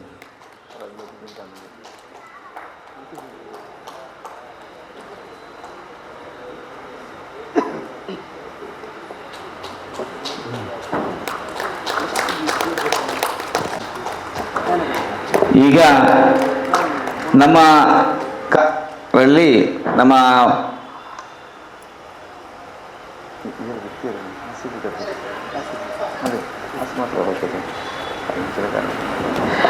ವಲಸೆ ಕಾರ್ಮಿಕರಾದಂಥ ವಲಸೆ ಕಾರ್ಮಿಕರ ಅಧ್ಯಕ್ಷರಾದಂಥ ಆಸಿಫ್ ಇವರು ನಮ್ಮ ಜೊತೆ ಇದ್ದಾರೆ. ಅವರಿಗೆ ಈಗ ಮೋಹನ್ ಅವರವರು ನೆನಪಿನ ಕಾಣಿಕೆ ಕೊಟ್ಟು ಸ್ವಾಗತಿಸಬೇಕಾದ್ರು.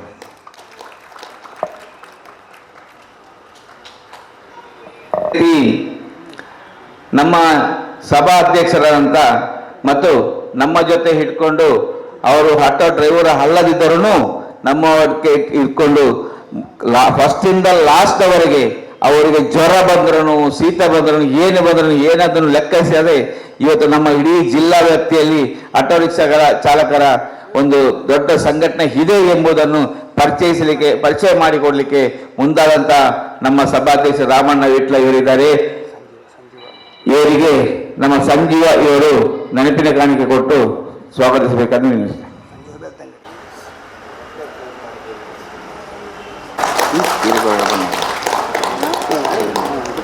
ಸರ್, ಸಭೆಯಲ್ಲಿದ್ದಂಥ ಎಲ್ಲ ಮುಖಂಡರುಗಳಿಗೆ ಈಗ ನಮ್ಮ ಈ ಸಭೆಯನ್ನು ಆಯೋಜಿಸಲು ದಿನ ದುಡಿಯದೆ ಬೆಳಿಗ್ಗೆಯಿಂದ ಸಾಯಂಕಾಲವರೆಗೆ ಏನು ದುಡಿಯದೆ ಇದರ ಹಿಂದೆ ಹೋಗ್ತಾ ಬೆಳ್ತಂಗಡಿ ಆಗಿರಲಿ, ಪುತ್ತೂರು ಆಗಿರಲಿ, ಸುಳ್ಳಿ ಆಗಿರಲಿ, ಇಡೀ ಜಿಲ್ಲಾ ವ್ಯಾಪ್ತಿಯಲ್ಲಿ ಎಲ್ಲ ಕಡೆ ಕೋಣೆ ಎಲ್ಲೆಲ್ಲಿ ತೋಡು ಏನು ಸರಿ ಇಲ್ಲ, ಏನು ರೋಡ್ ಸರಿ ಇಲ್ಲ ಅಂತ ನಾವೀಗ ಎಲ್ಲಿಗೆ ತಯಾರಿದ್ದೇವೆ. ಆದ್ದರಿಂದ ಅದಕ್ಕೋಸ್ಕರ ತ್ಯಾಗ ಮಾಡಿದಂಥ ನಮ್ಮ ಮೋಹನ್ ಇವರಿಗೆ ನಮ್ಮ ಅಪ್ಪಣ್ಣ ಸರ್ ಸನ್ಮಾನ ಕೊಡಬೇಕಂತಲೇ ಅವರಿಗೆ ಇದು ಮಾಡಿ.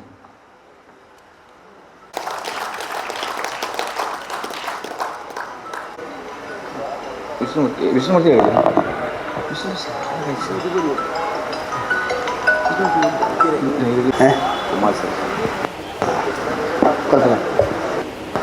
ಹಾಗೆ ನಮ್ಮ ಸಂಘಟನೆ ಹೀಗೆ ಬೆಳೀಲಿಕ್ಕೆ ದೊಡ್ಡ ಸಹಕಾರ ಮತ್ತು ಪ್ರತಿಯೊಂದು ವಿಷಯದಲ್ಲಿ ಕೂಡ ಮೂಲೆಗಳಿಗೆ ನಾವು ಹೋಗ್ತಾ ಇದ್ದೇವೆ. ಆದರೆ ದಾರಿಯನ್ನು ತೋರಿಸಿದಂಥ ನಮ್ಮ ಒಬ್ಬ ಹಿರಿಯ ನಮ್ಮ ಜೊತೆಯಲ್ಲಿ ಒಟ್ಟೊಟ್ಟಿಗೆ ಕೆಲಸ ಮಾಡಿಕೊಂಡು ಹೋಗ್ತಾ ಎಲ್ಲ ಕೆಲಸಗಳಿಗೆ ಮುಂದಾಳತ್ವವನ್ನು ವಹಿಸಿರುವಂಥ ಅನ್ಸಾರ್ ಬಜಲ್ ಅವರಿಗೆ ಒಂದು ಸ್ಮರಣಿಕೆ ಕೊಟ್ಟು ಗೌರವಿಸಬೇಕಾಗಿ ನಮ್ಮ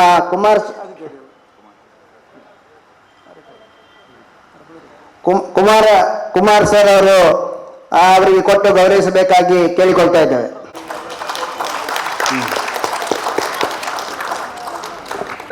ಈಗ ತಮಗೆಲ್ಲರಿಗೂ ಧನ್ಯವಾದ. ಇದೇ ತರ ಇನ್ನು ಮುಂದೆ ತಮ್ಮೆಲ್ಲರೂ ನಮಗೋಸ್ಕರ ಸಪೋರ್ಟ್ ಮಾಡಬೇಕಂತ ತಮ್ಮಲ್ಲಿ ಕೇಳಿಕೊಳ್ತಾ ಇದ್ದೇವೆ. ಈಗ ನಮ್ದೊಂದು ಸಣ್ಣದೊಂದು ಕಮಿಟಿ ರಚನೆ ಆಗಲಿಕ್ಕಿದೆ ಸರ್. ತಾವುಗಳೆಲ್ಲ ಓಕೆ, ಥ್ಯಾಂಕ್ ಯು ಸರ್. ಒಂದು ಲಕಡಿ ಬಿಡ್ರೆ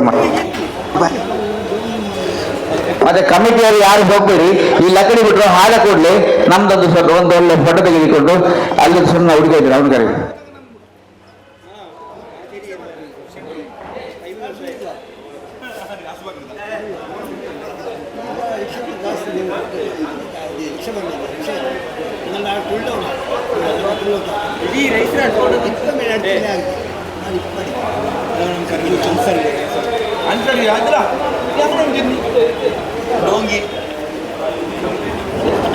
ಗಗುಲ್ ಮಜಿ ಮಾಡುವವರಲ್ಲ, ಗಗುಲ್ ಮಜಿ ಮಾಡುವವರಲ್ಲ.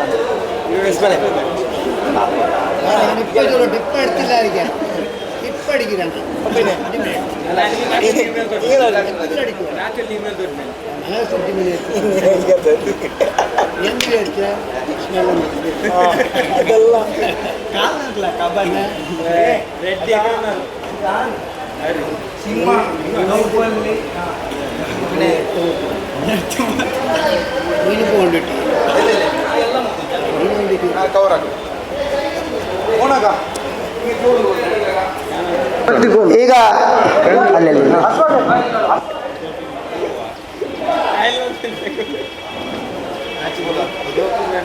ಈಗ ಲಕ್ಕಿ ಡಿಪ್ ಡ್ರಾ ಇದೆ. ಮೊದಲ ಪ್ರೈಸ್ ಈಗ ನಮ್ಮ ಒಬ್ಬ ಬಾಲಕನ ಕೈಯಿಂದ ತೆಗಿಸ್ತಾ ಇದ್ದಾರೆ. ಅಕ್ಮಾಲ ಕೈಯಿಂದ ಅದೃಷ್ಟ ಚೀಟಿಯನ್ನು ತೆಗಿತಾ ಇದ್ದಾರೆ. ಯಾರಿಗೆ ಈ ಅದೃಷ್ಟ ಇದೆ ನೋಡುವ. ಒಂದು ಮಾತ್ರ.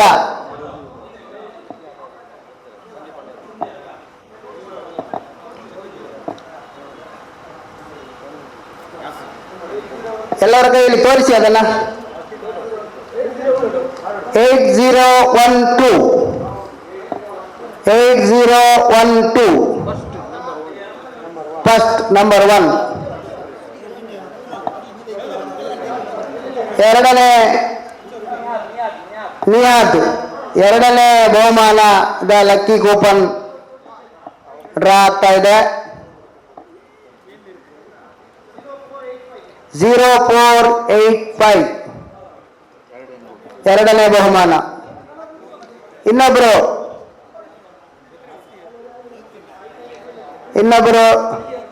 ಹಿರಿಯ ಯಾರು ರೇಪ್ಲೆಗರಂಡ ಮೊಹಮ್ಮದ್ ಜುಬೇರ್ ಇವರು ಹಿರಿಯ ವ್ಯಕ್ತಿ.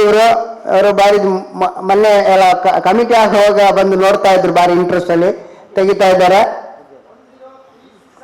10367 ಮೂರನೇ ಬಹುಮಾನ.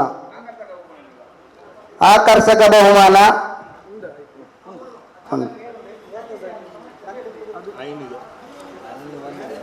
ಮೂಜಿ ಎಲ್ಲ ಕಡೆ ಬುಕ್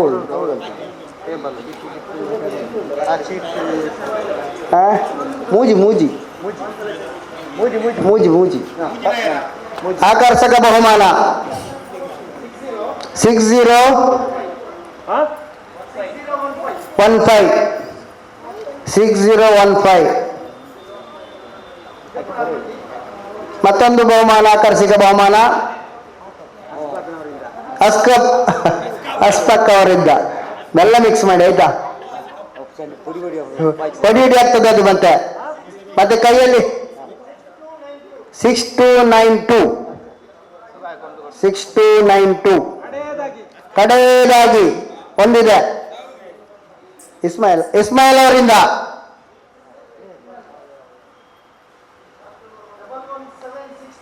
11762 ಇಲ್ಲಿಗೆ ಮುಗೀತು.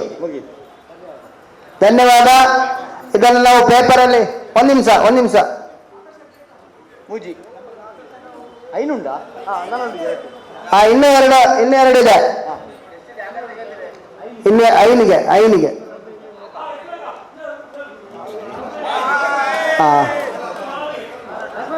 ಆಕರ್ಷಕ 5 ಇಸ್ಮಾಯಿಲಕ ತೆಗಿಬೇಕಂತ ಕೇಳ್ತಿದ್ದಾರೆ. ಇಬ್ರಾಹಿಂ ಅವರು ತೆಗಿತಾರೆ. ಮೊನಕ್ಕ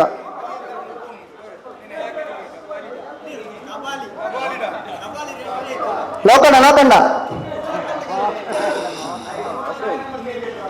ಯಾವುದು 2470. ಇನ್ನೊಂದು ಇಸ್ಮಾಯಿಲ್. ಯಾರು ಇಸ್ಮಾಯಿಲ್? ಬಜಾಲ್. ಇಸ್ಮಾಯಿಲ್ ಅಕ್ಕ ಬಲ್ಲೆ 7519 ಆಕರ್ಷಕ ಬಹುಮಾನ.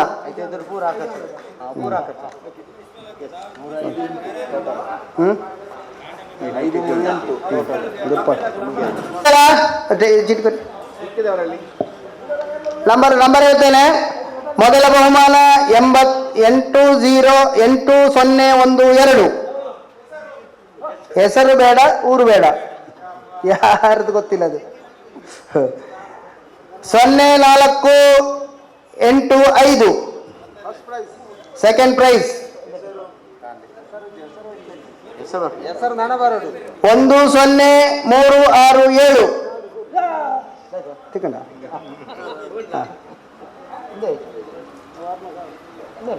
ಆಕರ್ಷಕ ಬಹುಮಾನ 6015 6292 ಮತ್ತೆ 11762.